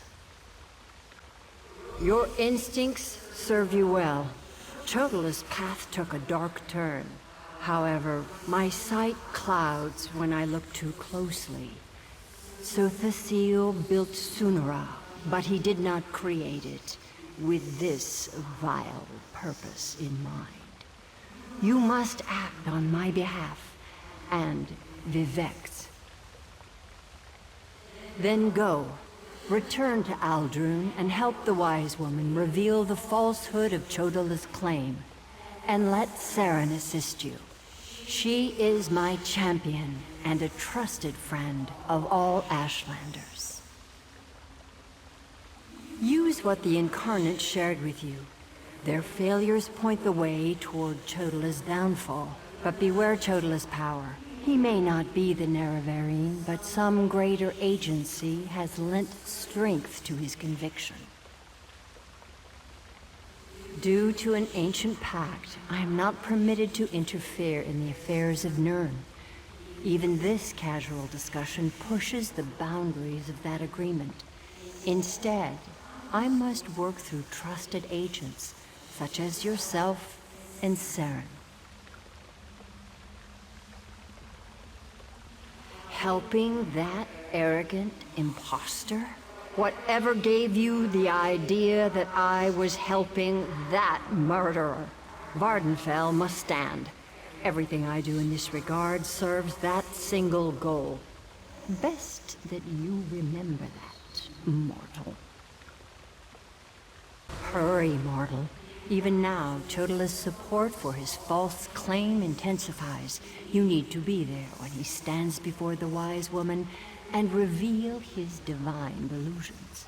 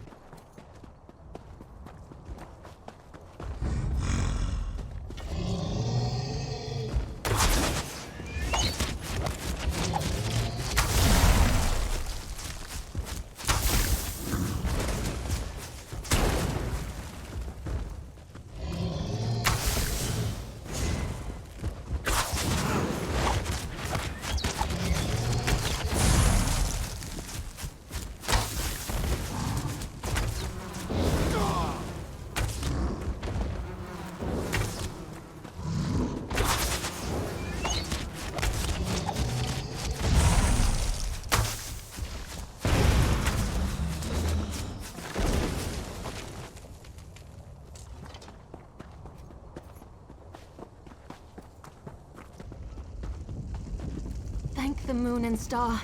You've returned. The wise woman returned from the cavern of the Incarnate and went right into Scar to meet with the tribes.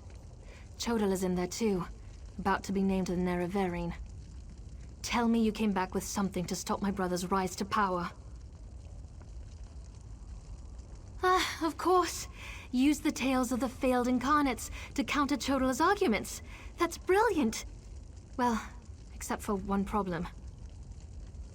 An Outlander has no status in the Council. The Ashlanders won't listen to a word you say. Someone else has to present the arguments. Someone they trust. I suppose that means I have to challenge my brother. With your help, of course. You spoke to the Incarnates, not me. I'm familiar with their stories, but I'll need you to help me choose the appropriate argument to counter each of Chodola's claims.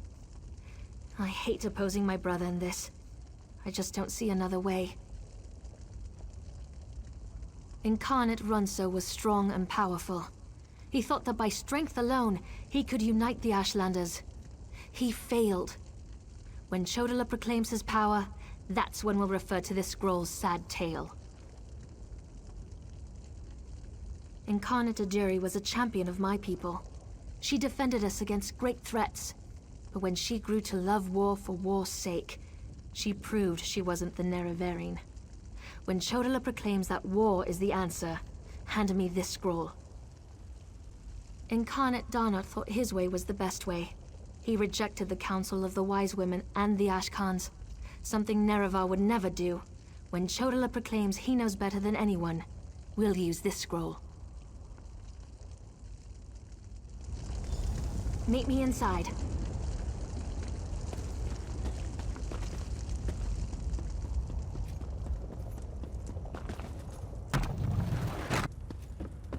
Must we continue this farce?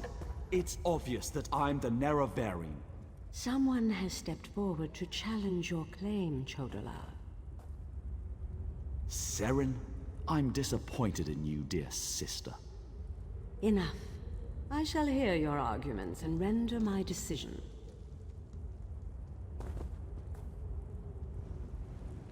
Even the Outlander can see that I'm the most powerful Ashkan. My strength alone proves that I am the Nerevarine. Chodala puts forth his great strength as proof of his claim. Give me the scroll that discounts such a trait for the Nerevarine. Yes, that's a sound argument. Incarnate, appear! As a warrior and as an Ashkan, I was the most powerful of my age. But for all my strength, I failed my people. Don't follow my example. The faithless houses dare to threaten our land, but we shall meet them in battle, and I will lead us to victory. This is more nerve-wracking than I anticipated. Which scroll do you recommend to counter this argument? That makes sense. I'll try that. Incarnate, appear! I thought the path to the Nerevarine was a path of blood and battle, but my love of war was my undoing. War is not the way. These failed incarnates prove nothing! I need no counsel but my own, as befits my status as the Nerevarine. I think it's working. One more strong assertion, and that should do it. Of course. Let's see what happens. Incarnate, appear! I refuse to accept the counsel of the wise women and the Ashkans. I thought I knew best, but I knew nothing. That is not the way of the Nerevarine. Seren and the Outlander, their arguments have merit. Chodala, we deny your claim. You are not the Nerevarine. This proves nothing! Look how the staff protects me! I am the Nerevarine! Red Exiles, slay the unbelievers! No!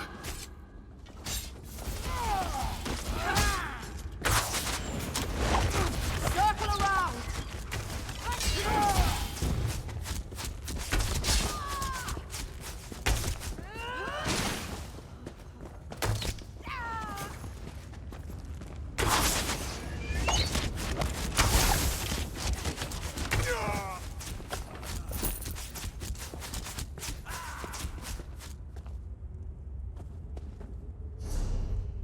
Captain, get my heathen sack. Now. Right away, wise woman. Mortal, I would have words with you.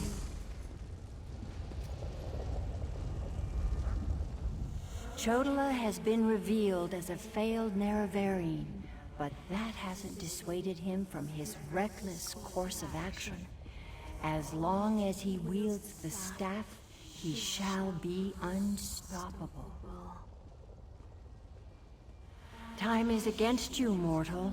Even now, Vivec, that pompous usurper, grows increasingly weaker. As much as I deplore him, Vivec cannot fall to Chodala's vile magic. There's another power at work here. One I can't quite put my finger on. Return to Vivec City. Do what you can to aid Vivek, and pay heed to my faithful vessel, Saren. I name her Champion of the Moon and Star. She will play a pivotal role in ending her brother's march toward godhood, if she survives. That was exhilarating. That was glorious. Lady Azura's presence filled me with such wonder. She actually spoke through me. I heard everything she said, and I felt her sense of urgency. You need to return to Vivec City immediately. And help you I shall. Return to Vivec City while I track down my brother and his damnable staff. With the Ashlanders against him, he won't have many options. After I locate him, I'll meet you, and we can find a way to break through Chodala's defenses.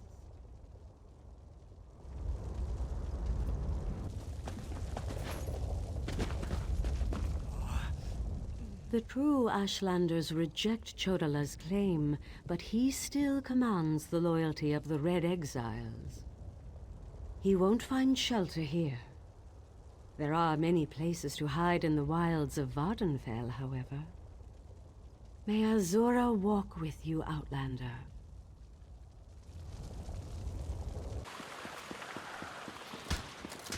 The priest seemed nervous today. Pull yourself together. You're a buoyant armiger for Vivek's sake.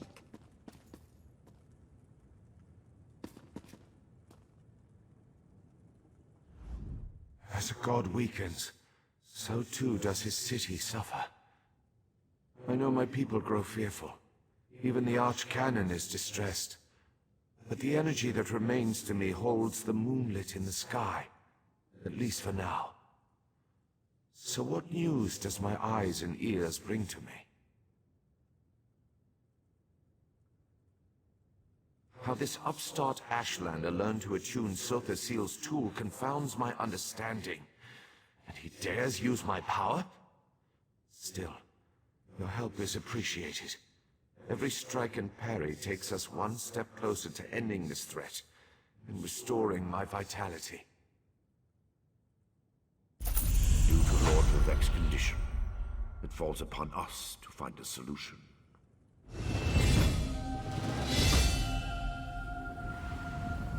Consult with the Archcanon to decide our next course of action.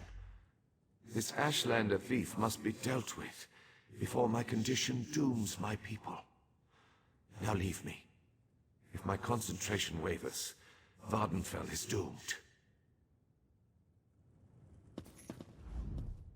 Lord Vivek must conserve his remaining energy, so we need to solve this problem on our own.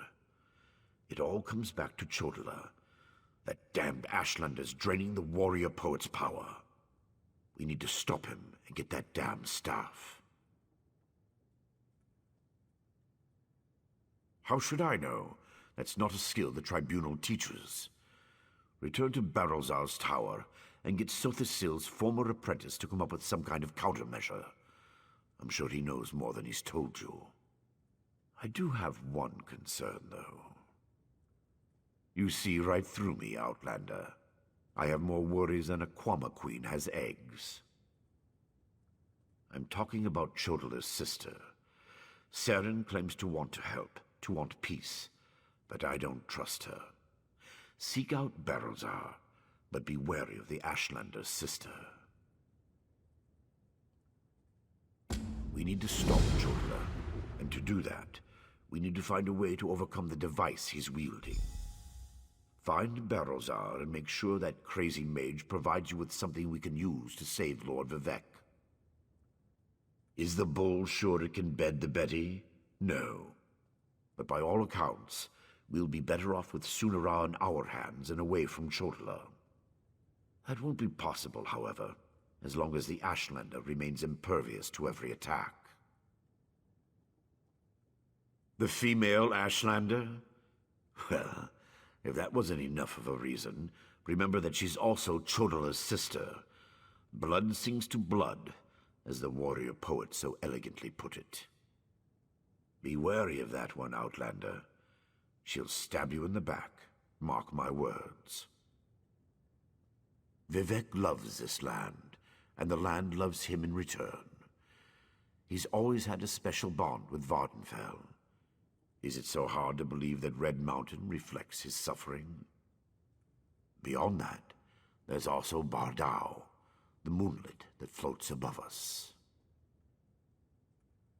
Lord Vivec's intervention stopped the moonlet from crashing into the city. He holds it above us by strength of will. But as he weakens, so too does the power that keeps the rock afloat.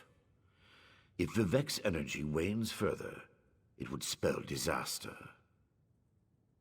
We need to stop Chodala, and to do that, we need to find a way to overcome the device he's wielding. Find Barrowzar and make sure that crazy mage provides you with something we can use to save Lord Vivec.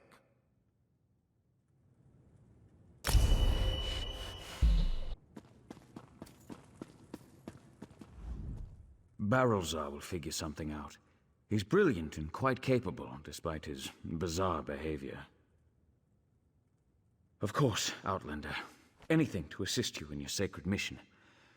A mysterious force assaults Lord Vivec, stealing his energy and putting all of Vvardenfell in terrible danger. You agreed to help put an end to this attack. Not precisely. Your investigations on Vivec's behalf point to the Ashlander Chodala as the likely suspect. He claims to be the Nerevarine and wields Sotha Sil's tool. It's a staff Chodala called Sunara, and we think it's the source of his power. No, I'm sure that was never the intention of the Father of Mysteries. Chodala somehow modified the tool to turn it into a weapon. Whatever he's doing to steal Vivec's divine energy, he seems to be able to draw on some of the Warrior-Poet's power.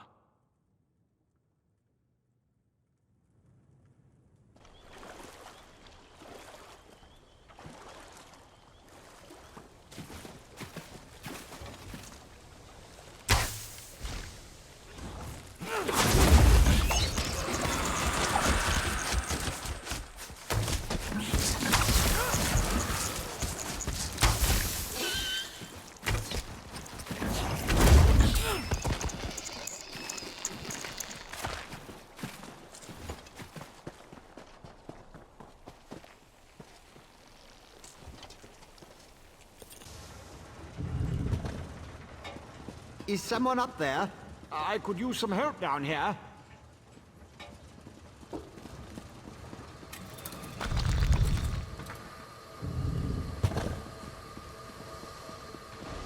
Hurry, please. I have a natural aversion to Daedra.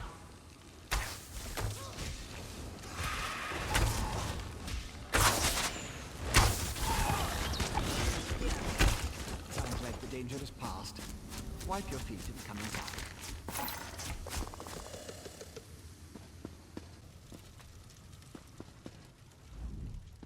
So hard to concentrate and maintain schedules when interruptions constantly occur. Don't they know the great gear never pauses in its rotations? So that was you up there. I appreciate the assistance. Daedric entities can be very unpredictable. Logic has very little place in the behavior of Daedra, my hopeful associate. Studying the fabric of reality does tend to attract unwanted attention. But these creatures appeared just before you entered my tower. I wonder, why have you returned? Ah, a modification of my master's old experiments, turning a simple tool into a dangerous weapon. Ingenious! Evil, yes, but also quite brilliant. A tonal inverter should counter it. Uses sound waves to temporarily disrupt the flow of energy. No, of course not. I just invented it. I need proper components to build such a device. My hirelings scour the land for materials all the time. Here's a list. Head out the back door and ask them to direct you to these common dwarven components. Hirelings? Yes, they worked for me, before they quit, ungrateful netches. Still, I paid them well before the pistons slipped their alignments.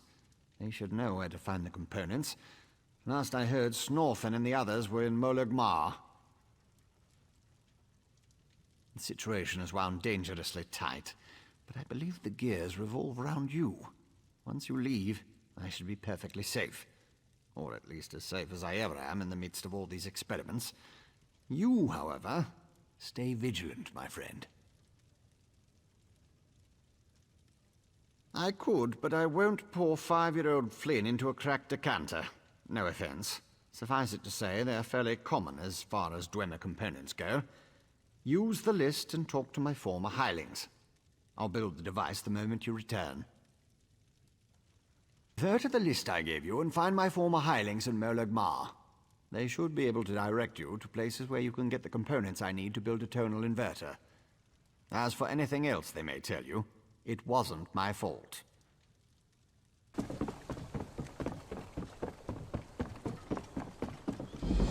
I feel like such a puny snowback, hiding here in Molag Mar.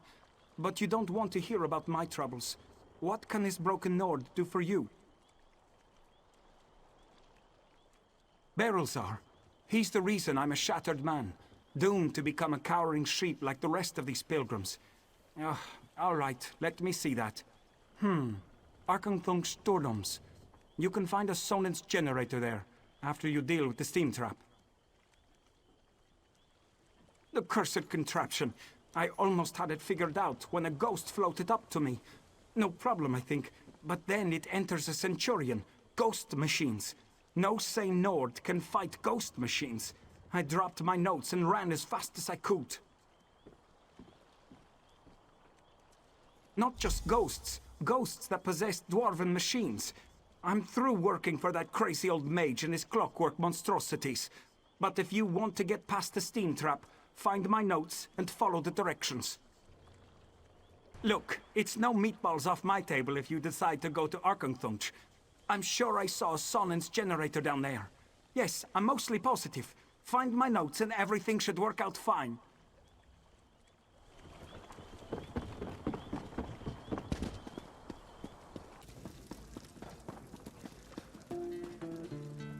Damned vampires. I'll find a way to make them pay for what they did to my brother. I swear it on the Tribunal and any Daedra willing enough to listen. What do you want? Can't you leave a person to her anger and her grief? He did he? Let me see that list. Well, the crazy old mage always said there were no coincidences. The inversion conduit. I saw one in Galome Deus, right before I barely escaped from those damned vampires. Eager to become cattle for the bloodsuckers? The Burn clan killed my brother. Damn their eyes!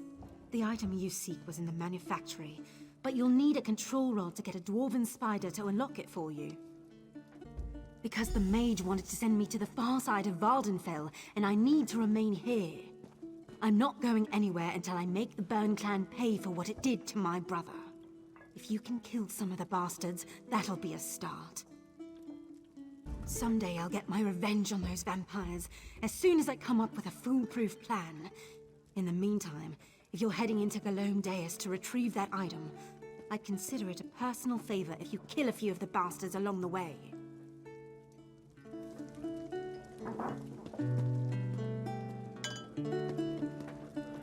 Just in time.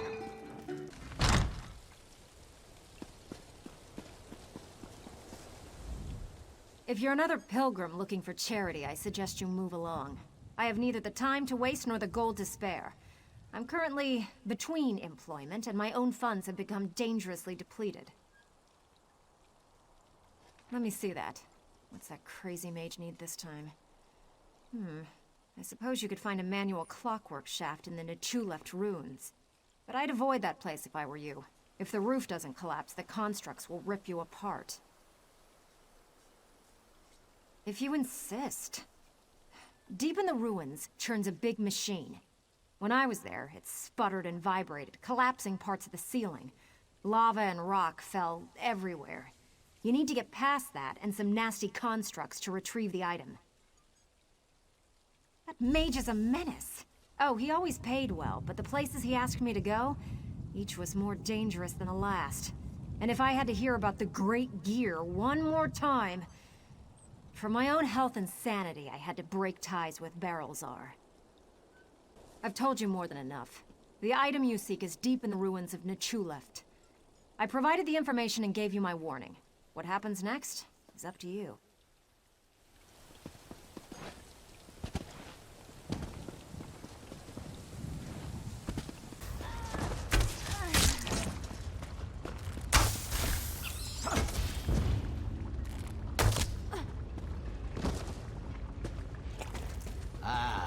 Free at last.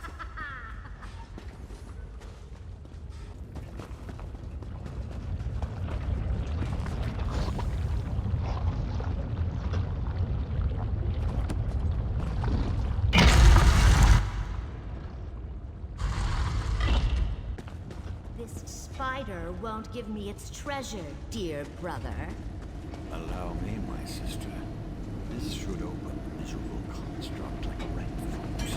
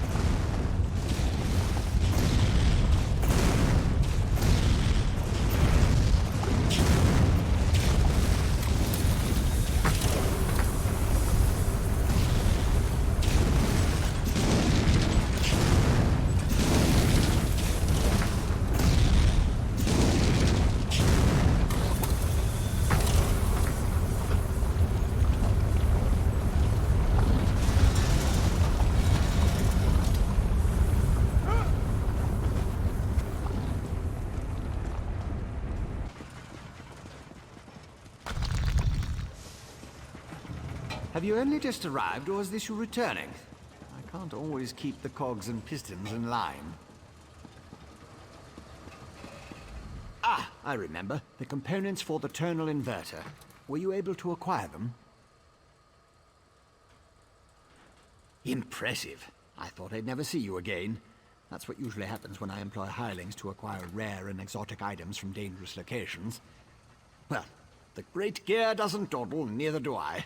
Hand them over and I'll get to work. One tonal inverter coming up. Connect this, tighten the spring. Don't explode. Almost done. There.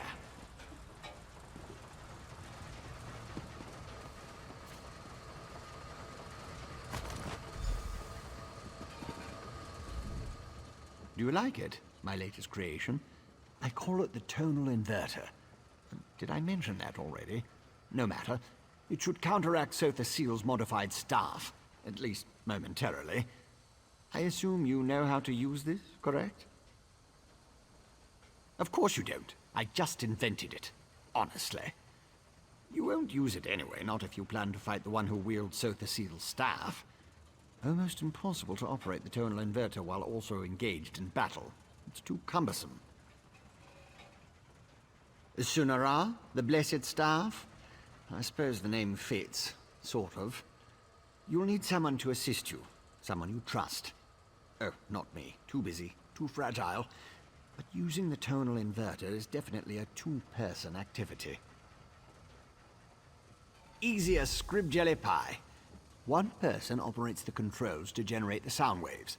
When it reaches the proper pitch, you activate the inverter and discharge its energy to disrupt Sunara's power. Temporarily. Here, I wrote you instructions. With more time, I could have improved the design, made it smaller, more portable. But the inverter should work perfectly, provided you find someone to help you. Make sure you read the instructions. When you don't read, things go horribly wrong.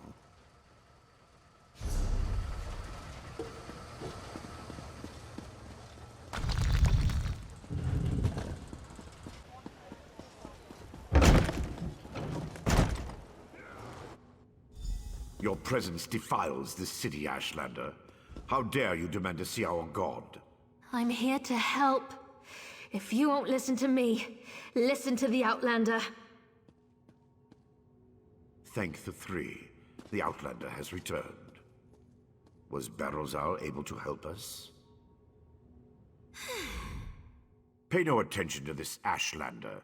She's been blathering on about Lord Vivec's condition and how she can help. But I'm certain it's a trick of some sort. I was just about to have her thrown out of the city, or possibly tossed to the slaughterfish. I know who she is.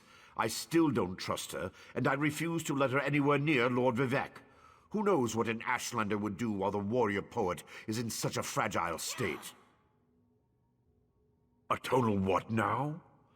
Well, since I can't go with you, but with Lord Vivec requiring my undivided attention, I suppose we'll have to let the Ashlander assist you. Very well. Take her and defeat Chodala. Then bring me his staff so we can restore Vivec.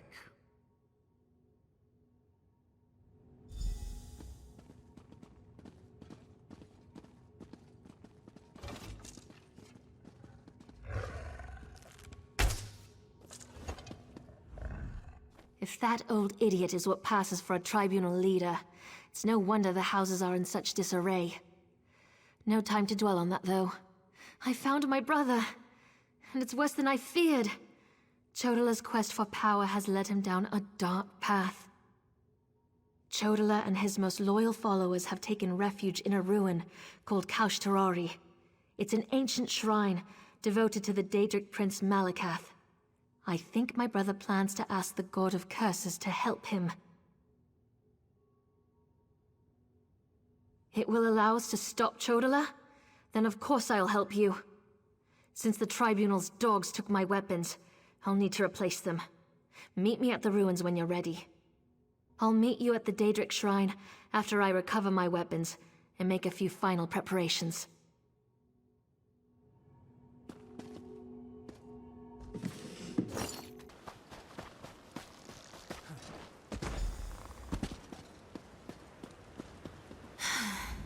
Here we are, on the Furious One's bloody doorstep, preparing to enter a Daedric ruin to try to stop my brother's march toward power. I hope that device you mentioned really can counter the invulnerability granted by the staff, Sunara. Well, that's larger than I expected, but it looks simple enough to operate. I suppose it's better that I work the device. I'm not sure I'm capable of attacking Chodala. He's still my brother, no matter how dangerous his beliefs have become. I'll help you counter the effects of Sunara. Maybe once we neutralize it, Chodala will listen to reason. I know that's probably just wishful thinking. I'll settle for finding out who tempted Chodala with that damn staff. Go ahead. Ask your questions. Then head into the ruins. I'll be right behind you.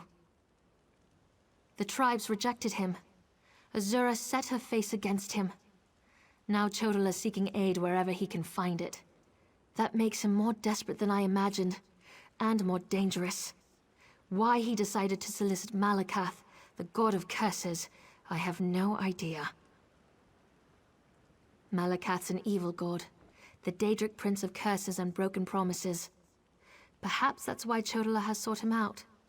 The prophecy of the Nerevarine was Chodala's to fulfill before it was wrenched away from him. Perhaps, but I don't think so. The Oathbreaker prefers a more direct approach. He isn't one to hide behind convoluted schemes and plots. Still, if Malakath agrees to support my brother, we'll have one more problem to deal with. It's true I have no love of the Tribunal. I also have no stomach for a war between my people and the Great Houses. Too much blood would be spilled to no good end. Even Azura proclaims that my brother must be stopped. I'll help you in any way I can. We don't know what my brother's doing inside Malakath's shrine, but we have to find out. I'm ready to enter the ruins whenever you are.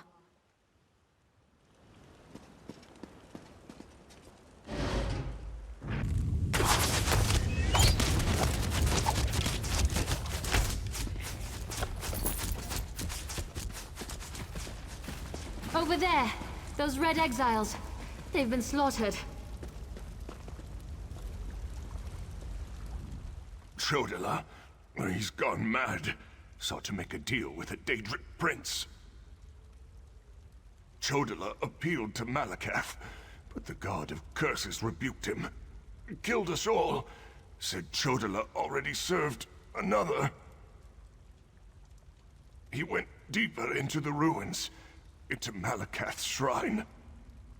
I have nothing more to say to an outlander.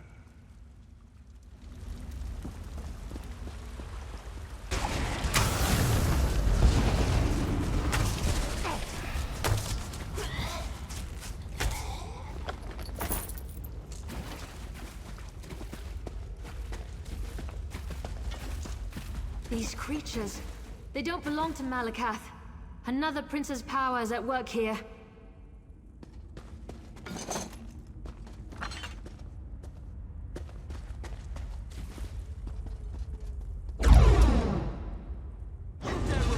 Me, Malakath, I am the Nerevarine. Chodala, brother, stop this madness! You bring this outlander to kill me, sister? You can't harm me! I have a powerful patron on my side! The staff protects him. You can't hurt him until we use the tonal inverter. I need a moment to get this working. What is that? No matter. You are no longer worth my time.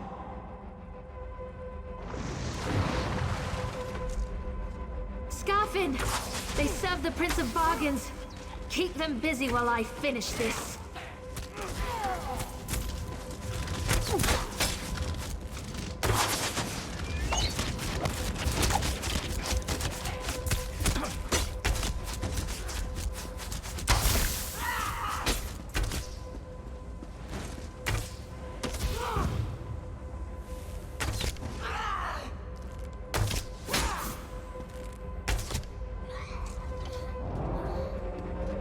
The tonal inverter is ready. Stand in the field and focus the wave.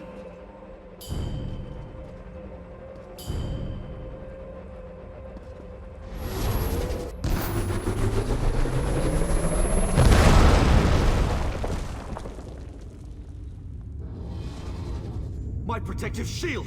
What have you done? I'll destroy all of you for this!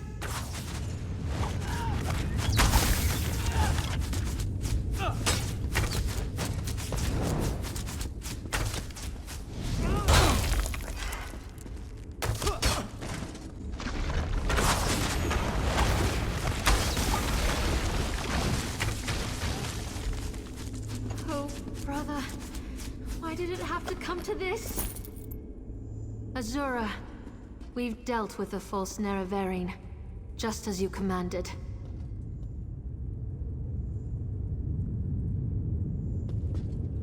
That was harder than I expected. Chodala was so angry, so full of rage. Not like himself at all. Still, I can't believe I helped kill my own brother. I know that! It was either Chodala or the lives of hundreds of Dunmer. All because he convinced himself he was the Nerevarine. Or someone convinced him. Either way, my brother is dead, and the Cavern of the Incarnate has another resident.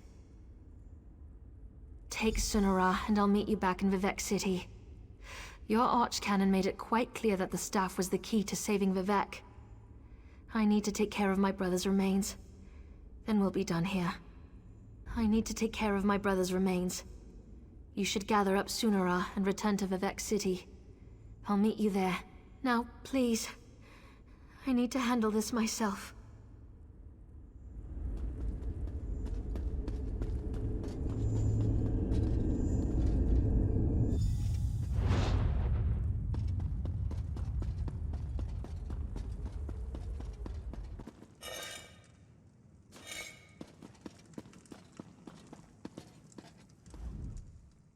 Oh, this is terrible.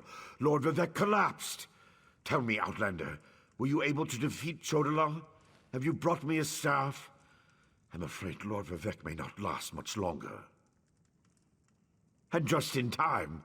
According to my calculations, with every use of Sunara, Chodala drained more energy from Lord Vivec. It almost killed him. We can use this staff to save Vivec. Just plant it in the floor, and the power will return to him.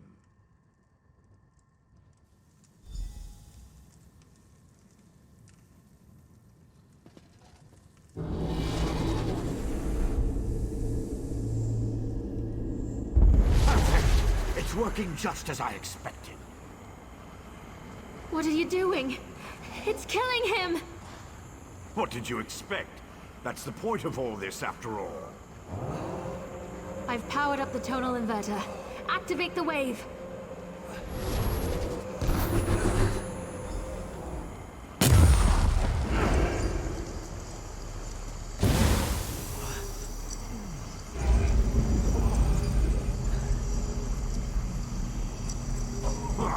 You're too late.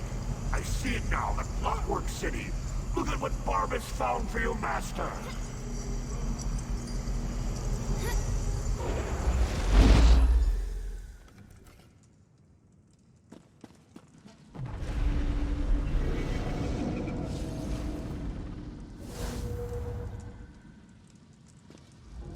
I knew something was wrong as soon as I approached the palace. I could feel it in my bones. I was on my way here when Azura showed me a vision. I saw Sunara killing Vivec. Even without Chodala, that damn staff is dangerous. Because Barbas is a loyal servant of the Daedric Prince, Clavicus Vile. I'm not an expert on the Prince of Bargains, but it seems to me that this was all part of some grand plan. Perhaps Vivek can explain things better than I can. Azura's champion is correct. That was Barbas, faithful hound of Clavicus Vile, a shapeshifter. He killed the archcanon, took his place. Chodala, Sotha Sil's device, impersonating Tarvas. It was all part of some elaborate plan. That was simply a consequence. We needed Tribunal energy to locate the Clockwork City. I was the easiest target. If Barbas enters Sotha Sil's city, disaster will follow. I appreciate your help, but I must conserve what remains of my energy.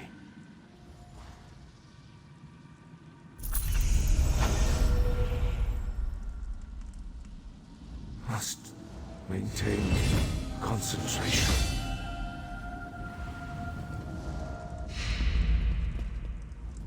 My brother, duped by the hound of Clavicus Vile. This is bad. Very bad. And the Tribunal God isn't in any shape to assist us. How can we find this clockwork city without Vivec's help? Perhaps that priest can tell us more.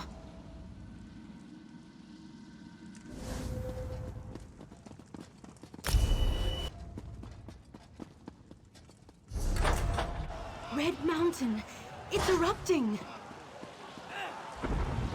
Lord Vivec, save us!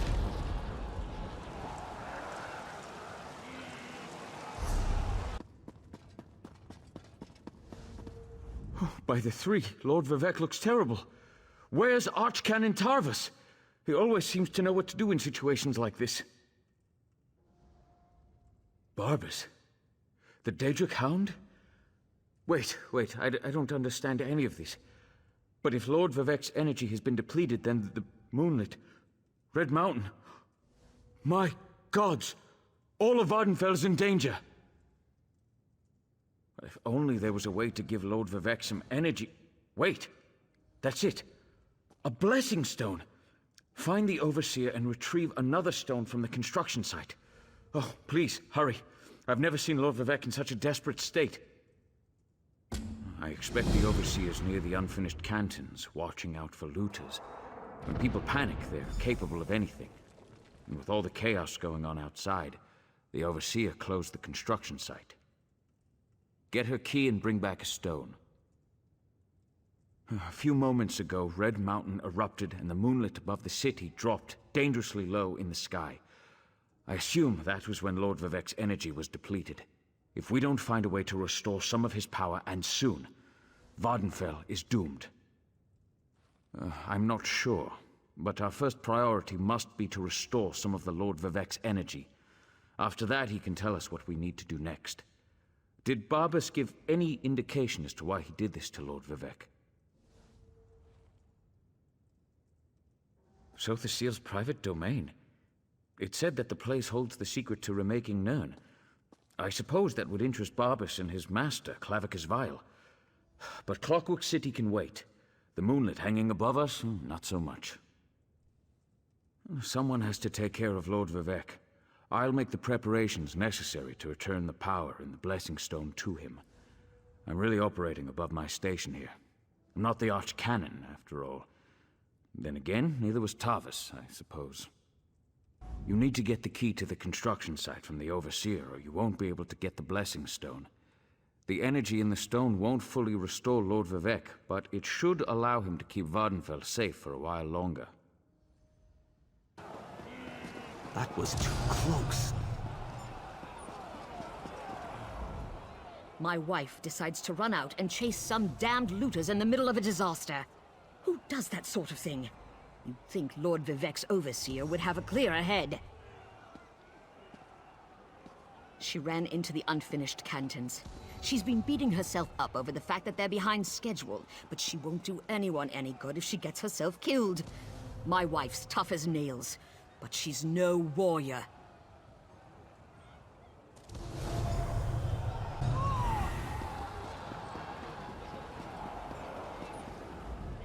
We barely got out of there alive. I can't believe the Overseer's still in there. What's she going to do when the canton sinks into the bay? Yes, the Overseer ran in there when she saw the looters. We tried to follow, but then the moonlit began raining fire, ash, and chunks of rock. Last I saw, she was chasing the looters into the far canton. Greed is a powerful motivator. We left tools and materials just sitting around, unprotected, when the priests ordered everyone to get off the streets. The looters happily risk their lives if there's a profit to be made.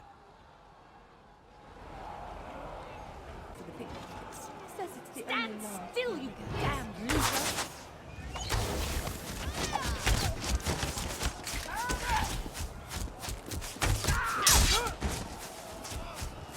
Flank!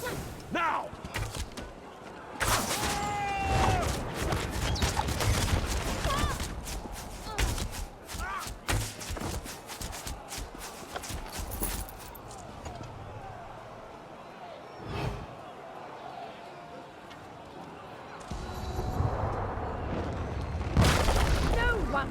seals from Lord Vivec.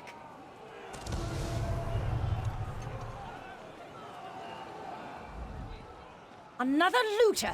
You want a taste of my steel, too? No, wait. I remember you. You borrowed one of our blessing stones. Well, the Archcanon returned it after Lord Vivec was finished with it, so no need to fret about that. That's impossible! We installed the blessing stone back in its canton and finished construction on that section a short time ago. Wait a moment. Does this have something to do with the chunks of rock raining down on the city? I suppose you're in luck, then. We happen to have another blessing stone. It's at the third canton. Here. This key will open the door to that portion of the construction site. Just watch out for more looters, and the rocks falling out of the sky. Verona? Was she still angry with me? No, you don't have to answer that. I know my wife. I'll head back and let her know I'm all right. Tell Lord Vivec he can have our blessing stone, as long as he promises to do something about Bar Dao. Thanks again for the help. I want to collect some of the tools the looters tried to carry off before I leave. I wonder why the Tribunal allows bad things to happen. You'd think Vivec could calm Red Mountain and send the moonlit back into the sky.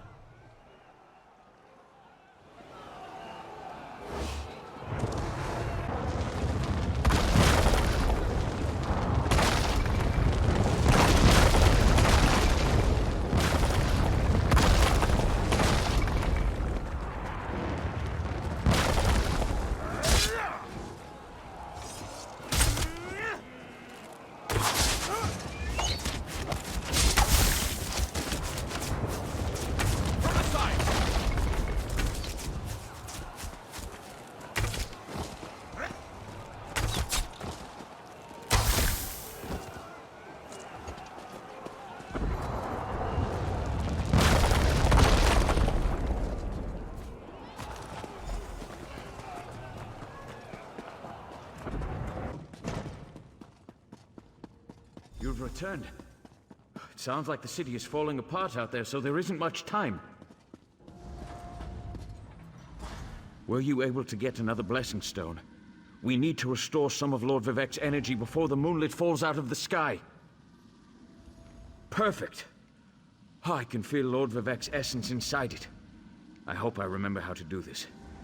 You'd better stand back, just in case.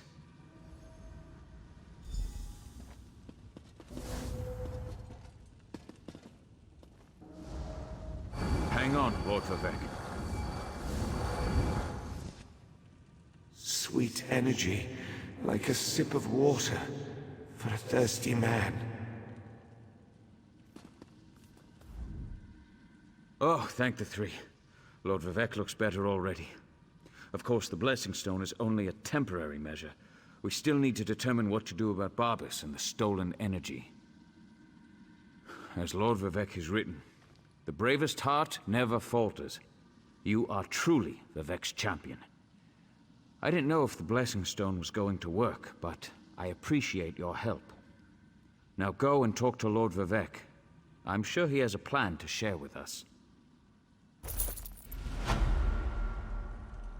Outlander, my time grows short. The Blessing Stone has helped, but Lord Vivec remains in a precarious state. You should talk to him and determine what else we can do. Clarity emerges, like sunlight breaking through the clouds. Barbas must have replaced the Archcanon weeks ago. All to set the wheels in motion to steal my divine energy. Every move has a purpose. Stealing my energy sowed discord and disaster throughout the land, and ultimately revealed the location of the Clockwork City. If Barbas and his master can bypass the wards and enter Sotha Sil's domain, Clavicus Vile distracted me, weakened me, all to locate the Clockwork City. Perhaps we require a Daedra, to fight a Daedra, Azura's champion, Saren, in Archcanon's office. Seek guidance from her patron. But hurry. My time grows short. Azura's champion went to the Archcanon's office to investigate Barbas's activities. Imagine the Tribunal seeking aid from an Ashlander and a servant of Azura. Now I must concentrate. Levul can answer any questions you have.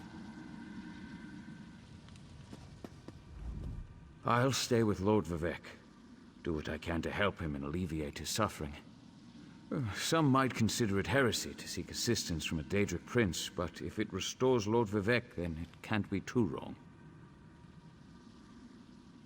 He did? Well, of course, I'm happy to help in any way I can. I suppose I know a few things about this terrible situation. But we really must hurry. The energy provided by the Blessing Stone won't last very long. Oh, yes. Not only did Sotha Sil hide his greatest creation, he also protected it with powerful wards designed to keep Daedric entities from entering it. Barbas and his master will need to neutralize the defenses before they can step foot inside. I only know what I've heard. I've never visited the city myself. Sotha Sil built the place as a miniature representation of the world, but with more cogs and gears than you usually find in nature. He called it his Forge of the Future. A figure of speech, perhaps. Sotha Sil believes he can reshape the world from within his city of brass tunnels and domes, but who knows what that even means? Certainly Barbas thinks the place is important. Why else would he go to all this trouble? The shapeshifter? He's as tricky as his master, Clavicus Vile. I've heard he usually appears as a dog or a scamp named Creeper. I've never realized the Archcanon wasn't actually Tarvis anymore. If I'd been more observant, I could have stopped this. Clavicus Vile is the Daedric Prince of Trickery. He loves to make bargains with mortals, especially deals that lean in his favor. As far as Daedric princes go, he's not one of the nice ones. Even so, to go after Lord Vivec like this, such audacity. And the Lady of Twilight deals in magic and prophecy. She has a long relationship with our people, but we also see her as weaker than the Tribunal and beneath consideration. For Vivec to reach out to her is unprecedented. Careful, Outlander. Hearsay isn't tolerated in Morrowind. Some revere Azura as the anticipation of Sotha Sil, so a degree of veneration is permitted. But for one of the Tribunal to suggest seeking her counsel, that's unheard of.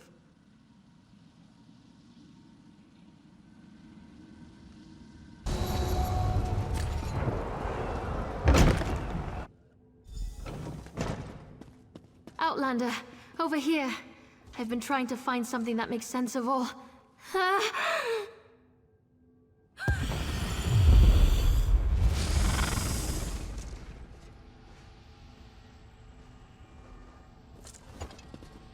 Mortal, the Lady of Twilight has words for you. So Vivec deigns to ask for help? I foresaw such an event, but scarcely believed it. Listen well, for if you continue to perform flawlessly, we might yet thwart the efforts of Clavicus Vile and his hound, Barbas. Just as I anticipated, the mysteries reveal that Barbas seeks to enter the Clockwork City.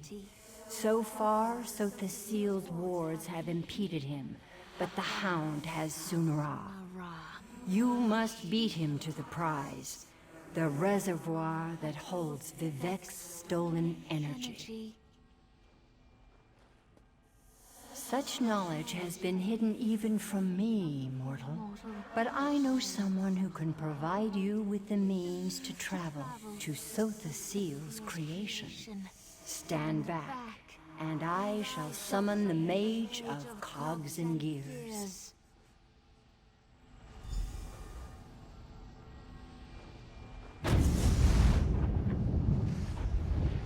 Interesting. That shouldn't have happened. Now, where in oblivion am I? Mage, this mortal speaks with the authority of the Mother's soul. Interesting. Summoned by a Daedric Prince and her mortal mouthpiece. I was right in the middle of a crucial experiment. But I suppose I can spare a few clicks of the cogs for Azura and my erstwhile assistant. So, did you break the tonal inverter? No, not going to happen. No offense to the Lady of Twilight, but Sotha Sil was quite adamant about keeping the place hidden and warded against the Daedra. Wait. Pistons fall into place. This concerns Sunara and Lord Vivec, I presume. Barbas, another Daedra. Thinking. So, Sotha Sil's forgotten tool was modified to steal Vivec's energy, which in turn energized the Clockwork City.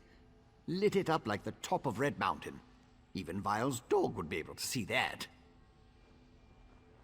What is Barbas after? Wait, gears click into place. The reservoir! You need to reach the reservoir that contains Vivec's stolen energy before Barbas. I can get us to the entrance in Set's vault, beneath the Mornhold Temple. Ready to go?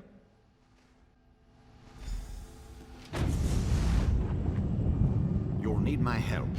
I know the city almost as well as Sotha Sil. Follow me.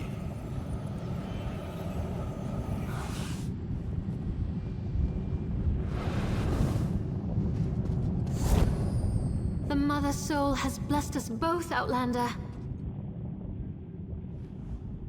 The Mother Soul, talking through me. Even after the tragedy of my brother, I am blessed. But time is running out for Vivec, for Vvardenfell. You must follow Barrelzar and stop Barbas. Meanwhile, Azura has other work for me to do.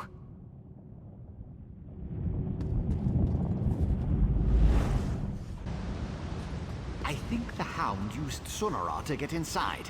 We have to hurry.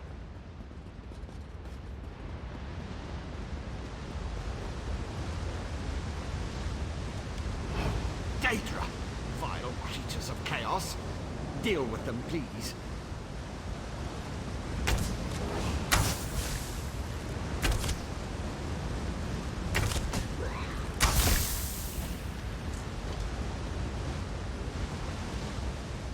Look at that! Daedric creatures in such a sacred place. Makes me so angry I can barely calculate our odds of survival. We need to deal with Barbas's minions. And by we, I definitely mean you. I'm a thinker, not a fighter. Forgot to factor in the presence of Sunara. Between the connection to Sotha Sil and the amount of Vivec's energy flowing through it, the Hound could use the stuff to trick the entryway's guardians. They'll have a tougher time once inside, though. It depends on how smart the Hound really is. With the staff, he can do what he came to do. Manipulate the city's defenses. Looks like he called in Scarfen to deal with Sotha Sil's fabricants. Poor little mechanicals are no match for Daedra. Still don't trust me after all we've been through together. They probably wouldn't trust me either. But yes, the entrance is down here. In fact, the entire city is down here. We just need to get past those Daedra to reach it. After I added together the variables, the only logical response was to do as Azura asked. Sotha Sil's safeguards mean nothing if we allow Vivec to die and Vvardenfell to be destroyed.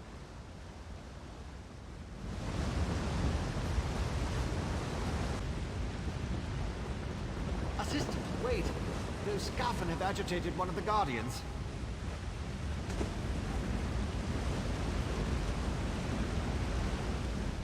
Look at those factotum! Remarkable creations. That one over there, for example. It's rallied to the defense of the Clockwork City and is keeping the Scarfen at bay. Obviously, you'll need to destroy it before we can enter the city. The Clockwork City's on alert now, thanks to Barbas. If you aren't a factotum, the Guardian will try and kill you. You aren't a factotum by any chance, are you? No, you don't smell like oil, and I can't hear the sound of wearing gears. Too bad. I'm sure that's not correct. As I've stated, I'm not a combat mage. I just get in your way. Besides, the factotum should recognize me as an apprentice of Sotha Sil. That might come in handy later, as long as I don't attack them beforehand.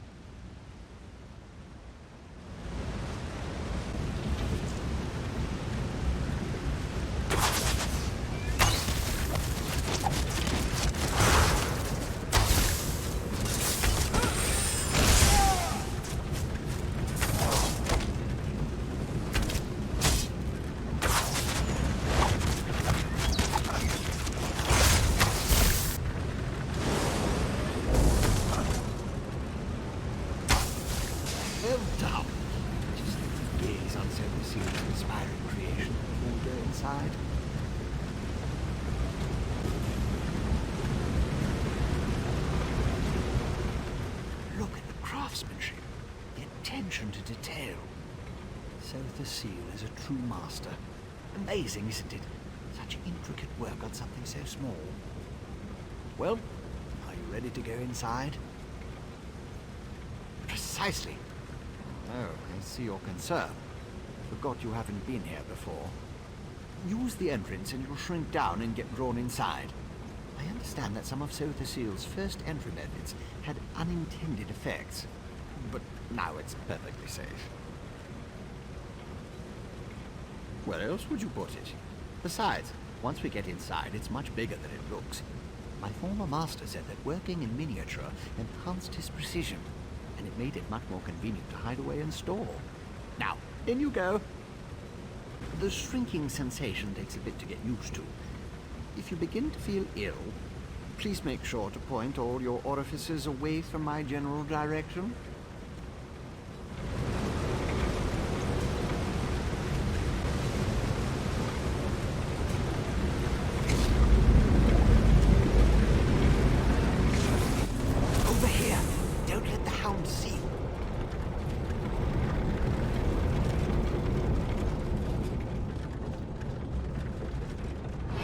Vivec's energy. It flows through Sunara. That's how Barbas is able to circumvent the city's defenses. Why is he waiting over there? I'll never understand what motivates these Daedra. Yes, thanks to Sotha Sil's magic, my former master is exceedingly brilliant. I thought you already knew that. Anyway, there's no way we'd fit in here at our normal size, so the magic altered us as we passed through the doorway. Always a chance. Just depends upon the way the gears align. But I don't think he can spare too much to use against us. He needs it to reach the reservoir and do whatever Clavicus Vile sent him to do. Now, I really think we need to get moving.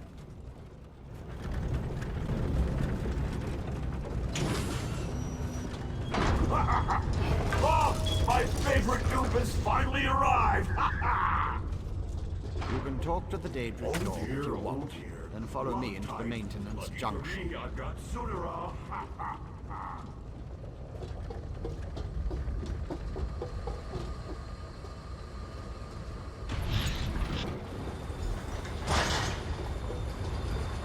That should take out the defenses, at least the most dangerous ones. I disabled most of the defenses in this section, but Sotha Sil installed numerous safeguards. I advise caution just in case. Barbas is ahead of us, but I know many paths through the city. We're just like the fox that chased the hound. With my help, the probability calculates in your favor, but you must keep moving. The hound won't dawdle, unless he comes upon an interesting smell, or a tree. Since we know Barbas's ultimate destination, I can open routes he can't access. Only one logical place. To the atelier where Sotha Sil conducted his study of divine energy. Sunara would have sent the stolen power there. It's not far. What Barbas and his master want with Vivec's energy, though, remains unclear. Most of them might be a random contraption or a wandering factotum still out there. And if Barbas smuggles in more Daedra, the other defenses will become active. Clear a path while I open the route. Then I'll catch up and join you.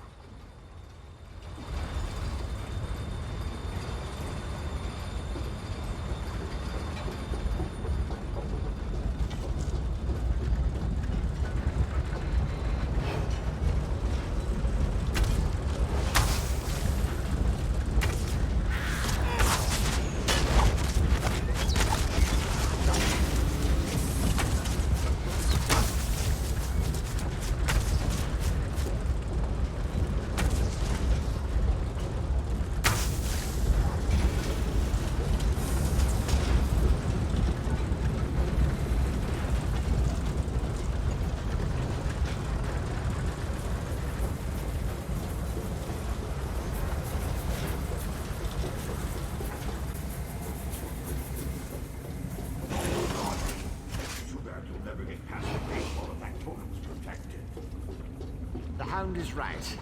Disable the factotums and the gate couplings. And always repair them later.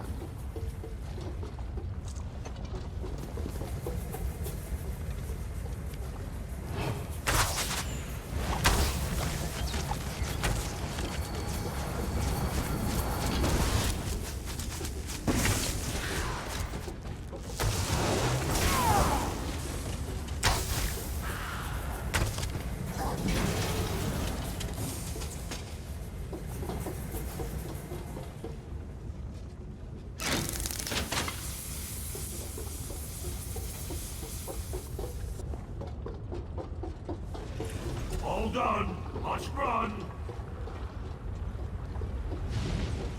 No one ever catches the Hound. I can use these controls. Follow Barbas. You are persistent, I'll give you that. Looks like you need more scoffing. Daedric tricks. No matter. There's another path back the other way.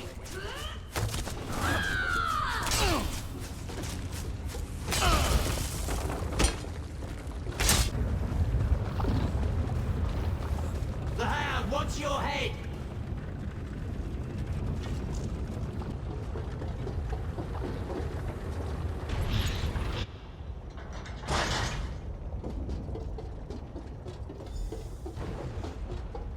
Look, Master! The Vivec's toy found a way through just like you said! But Barbas has Sotha. What does Vivec's toy have? Vivec's toy has me, you annoying creature. This way.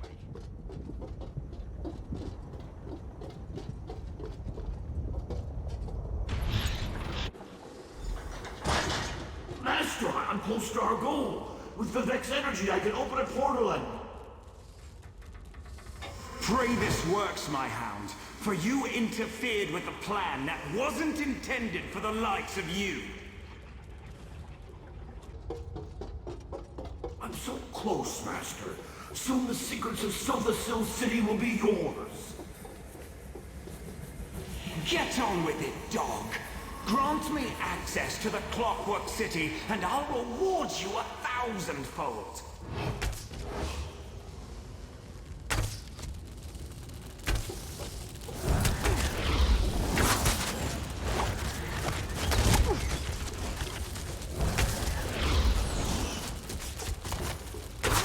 Those fabricants, follow me.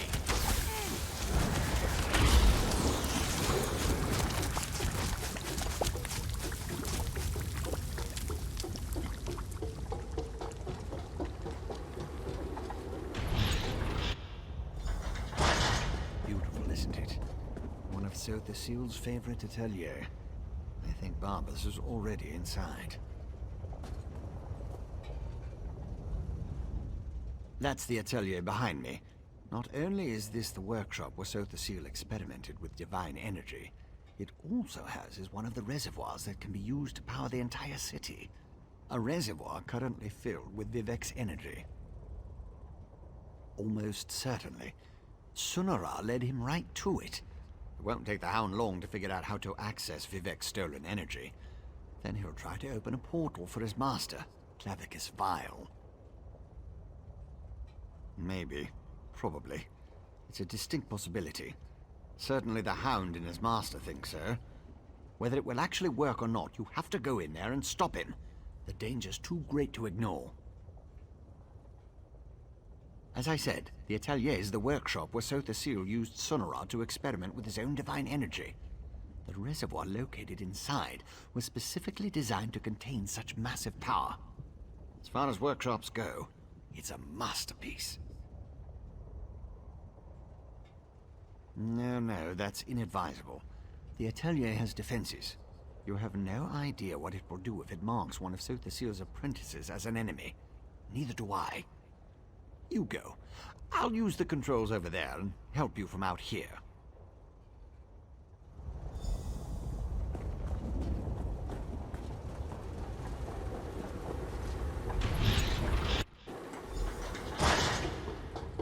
You can't stop me if the defenses won't let you in.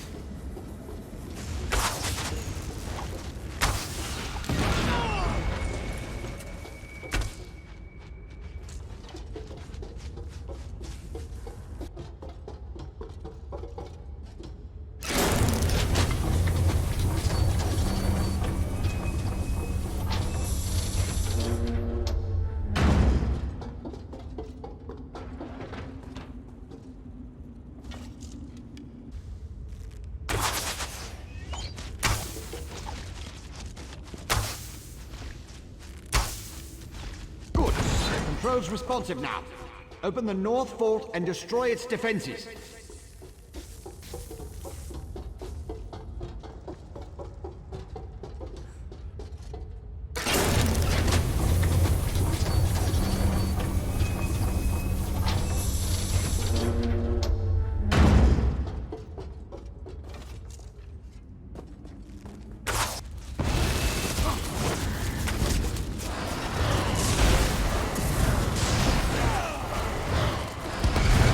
Well done!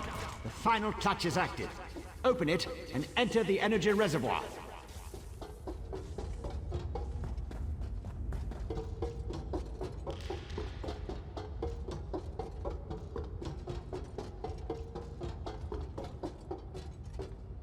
Main fluctuations ahead. Arbus is manipulating the energy reservoir. Hurry!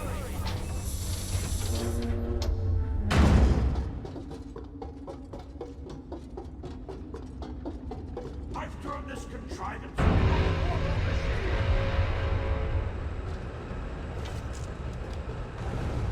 Like my new armor? I wanted to wear something special when I kill you.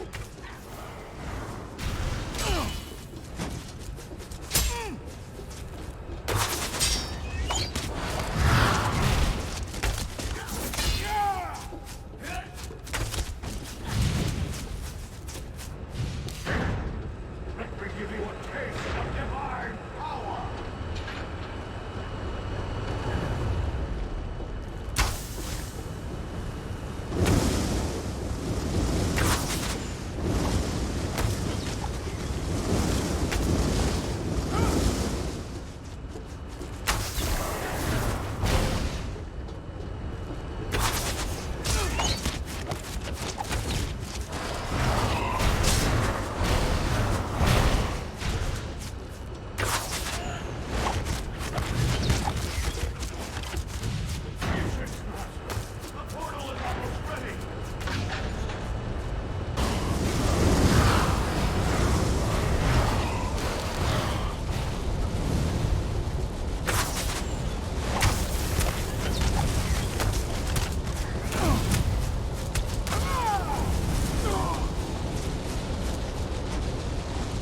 I can feel it!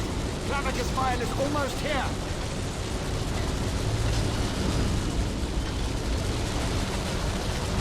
Seize Sonara! Then retrieve Lord Vivec's energy from the reservoir conduit. Lots of interference. Makes it difficult to lock onto a destination. I will go ahead to stabilize the connection.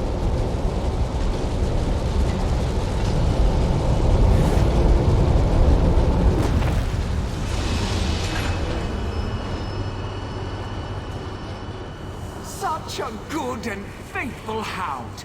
You have done enough for now.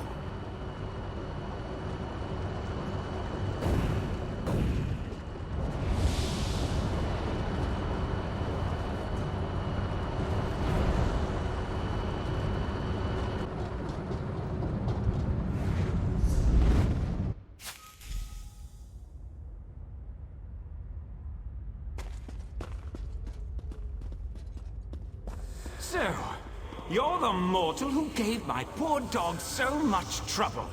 I suppose we should have a chat, you and I.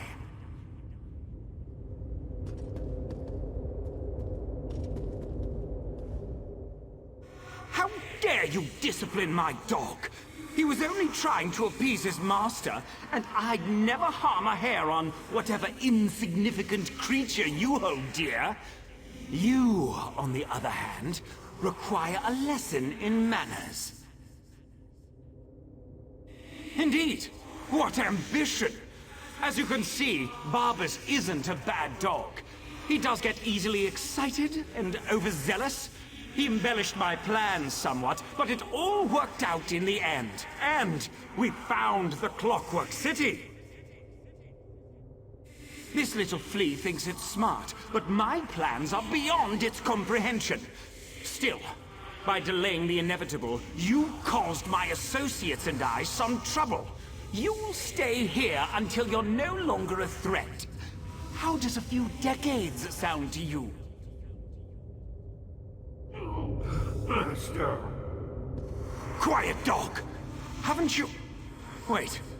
Who dares intrude upon my lesson? Found you! Over here! Oh. Clavicus Vile! This isn't good. I lost you somewhere between the Clockwork City and Vivec, but it was simple enough to trace your energy signature to this Daedric shrine. Unfortunately, some power is interfering with my efforts to open a portal for you. That would be unfortunate for you. Luckily, you have me to assist you. Well, me and Sonara. Expend a small amount of Vivec's energy at the statue, and that should provide enough of a distraction for me to pull you out of there. Begone, meddling wizard!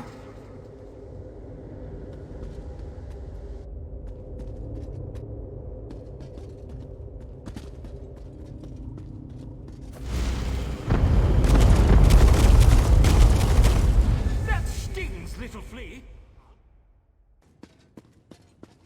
That actually worked. Well, glad to see you're still alive, Assistant. Hurry, Outlander. Vivec is nearly spent. My time draws to a close. Were you successful? Can you restore my energy? So you retrieved my stolen energy. You stopped Barbers. Now, return what is rightfully mine. To quote my 75th exhortation, certainty is the brother of fear. Nothing is certain, but I have confidence in you, in what you have done. Use the staff. Return my energy, or not. In a little while, it won't matter. Oh, Use Sonara and restore my energy.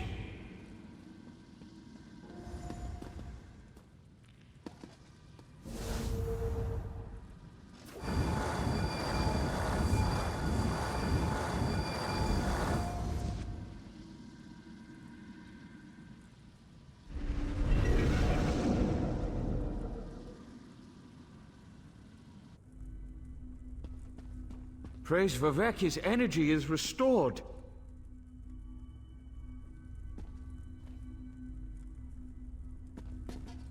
Remarkable. No ordinator or armiger could have done any better. You uncovered a Daedric spy in our midst, brought a living god back from the brink of death, and saved all of Vvardenfell. Well done, my friend. As my next sermon shall proclaim, modesty is the false cloak of a flatterer, or the sincere garment of the humble. Again, you have my gratitude, and that of all my people. Indeed, even those who rail against the Tribunal owe you their lives. You have done much for me and for Vvardenfell. But as the warrior says, do not think the battle is over when the enemy is dead. The hearts and minds of the people must also be won. I must ask you for one more service. Gratitude is its own reward, I once told the crowds in Ebonheart. But I found that some of my followers appreciate something more tangible. Help me reward those who aided in the saving of Vvardenfell, so we can reassure my people. To start, retrieve the Archcanon's signet from the Hall of Wisdom. It is time to appoint a new head priest. I shall gather my people and meet you at my statue on the central canton. It shall be a glorious ceremony, my friend.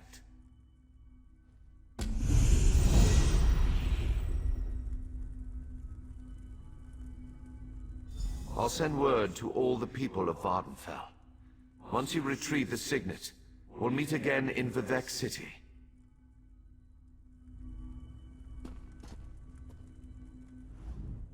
I've been away from my tower for much too long. Hopefully none of my experiments explode in my absence. I do love watching a good explosion. It was a pleasure having you as an assistant. Much better than those so-called hirelings I usually employ.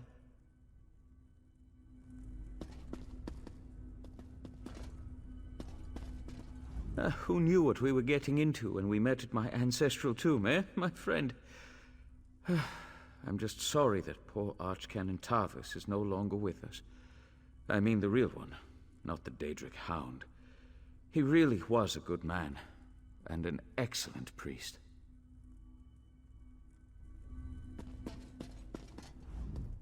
To save my people and the land itself, I was forced to sacrifice my brother. Chodala's own pride and ambition brought him down, but the blame falls squarely on Clavicus Vile and his damn hound, Barbas. Anyway, I am proud to call you my friend.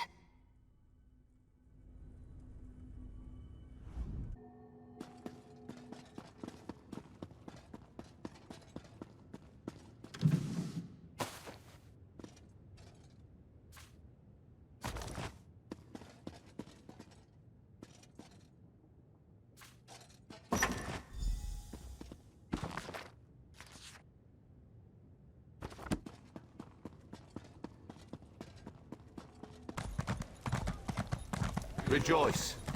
You cursed the darkness with good reason.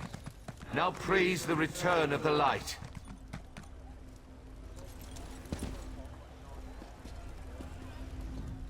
The eyes and ears of the warrior-poet returns. And just in time for the gathering crowd. Were you able to locate the Archcanon's signet? Continue to guard it, for it represents not only my loyal servant Tarvus, but also the past and future of my priesthood. And take this as well, to aid you in your next task. You have been my eyes and ears in the world. Now be my hands. Within the modest sack resides gifts for my faithful servants. Blessings from me, though I would have you deliver them.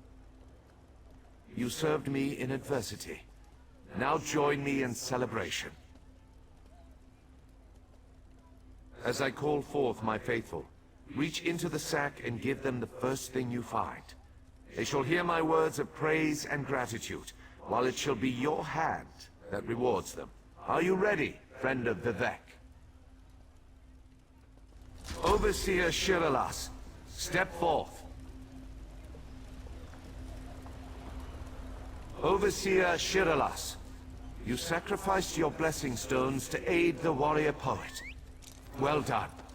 Take these recharged stones and finish building my city, after relaxing with your patient wife.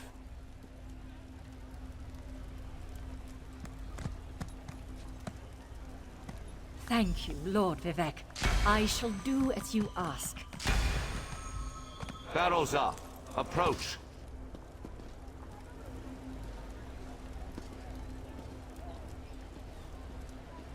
Your knowledge of the mysteries of my brother Sotha Sil and the intricate twists and turns of portal magic were invaluable. Take this, and use it well to further your experiments. Gemstones, filled with a tiny fraction of divine energy. Amazing and so very generous. With careful tuning, this could improve portal magic 100-fold. Thank you. Canon Levoul, kneel before me. Was that? Did Lord Vivec summon me?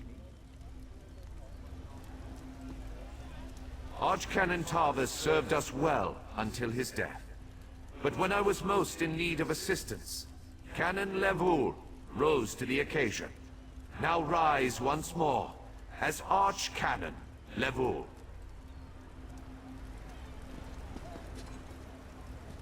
My lord, I'm not worthy. But I shall endeavor to become so. Thank you. And I can't wait to inform my ancestors. In every poem, it's the last stanza that holds the most meaning. Once a stranger to our land, now a friend forever. Step forward.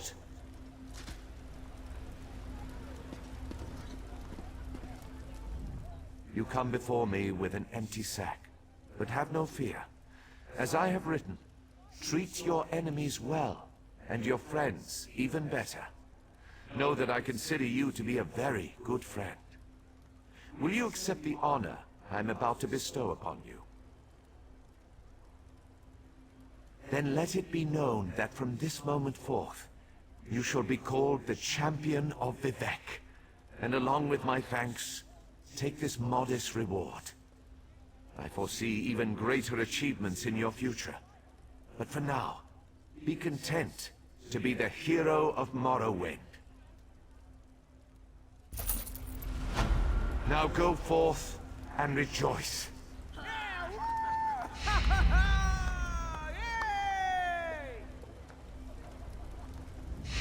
The warrior-poet shall write of your deeds in story and song, my friend.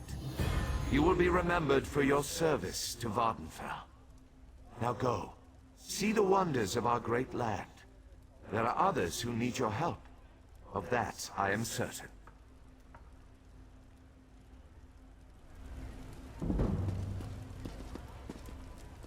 Archcanon? I don't think I'll ever get used to that. Still, it's been a grand adventure, hasn't it, my friend? I suppose if I could survive everything that happened, I can certainly serve as the High Priest to Lord Vivec. How hard could it be?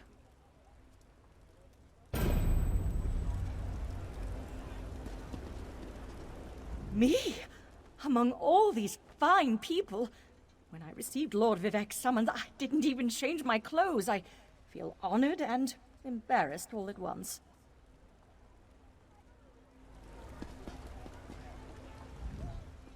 A vacation. I don't think Shiralas has taken time off since we got married. I hear Saint Neen is beautiful this time of year. Maybe we could take a cruise up the coast.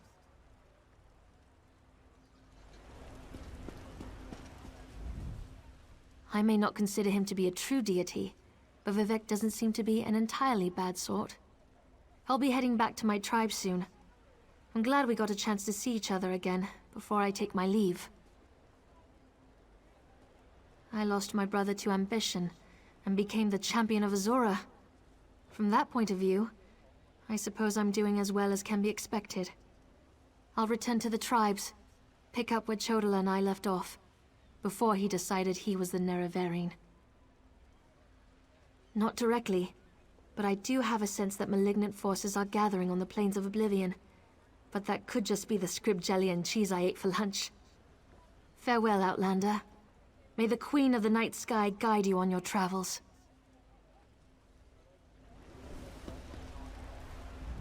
How much longer do I need to stay here? Social situations have never been my strong suit. I want to get back to my tower and experiment with this wonderful gift Vivec bestowed upon me. I already have ideas how to improve magical transportation.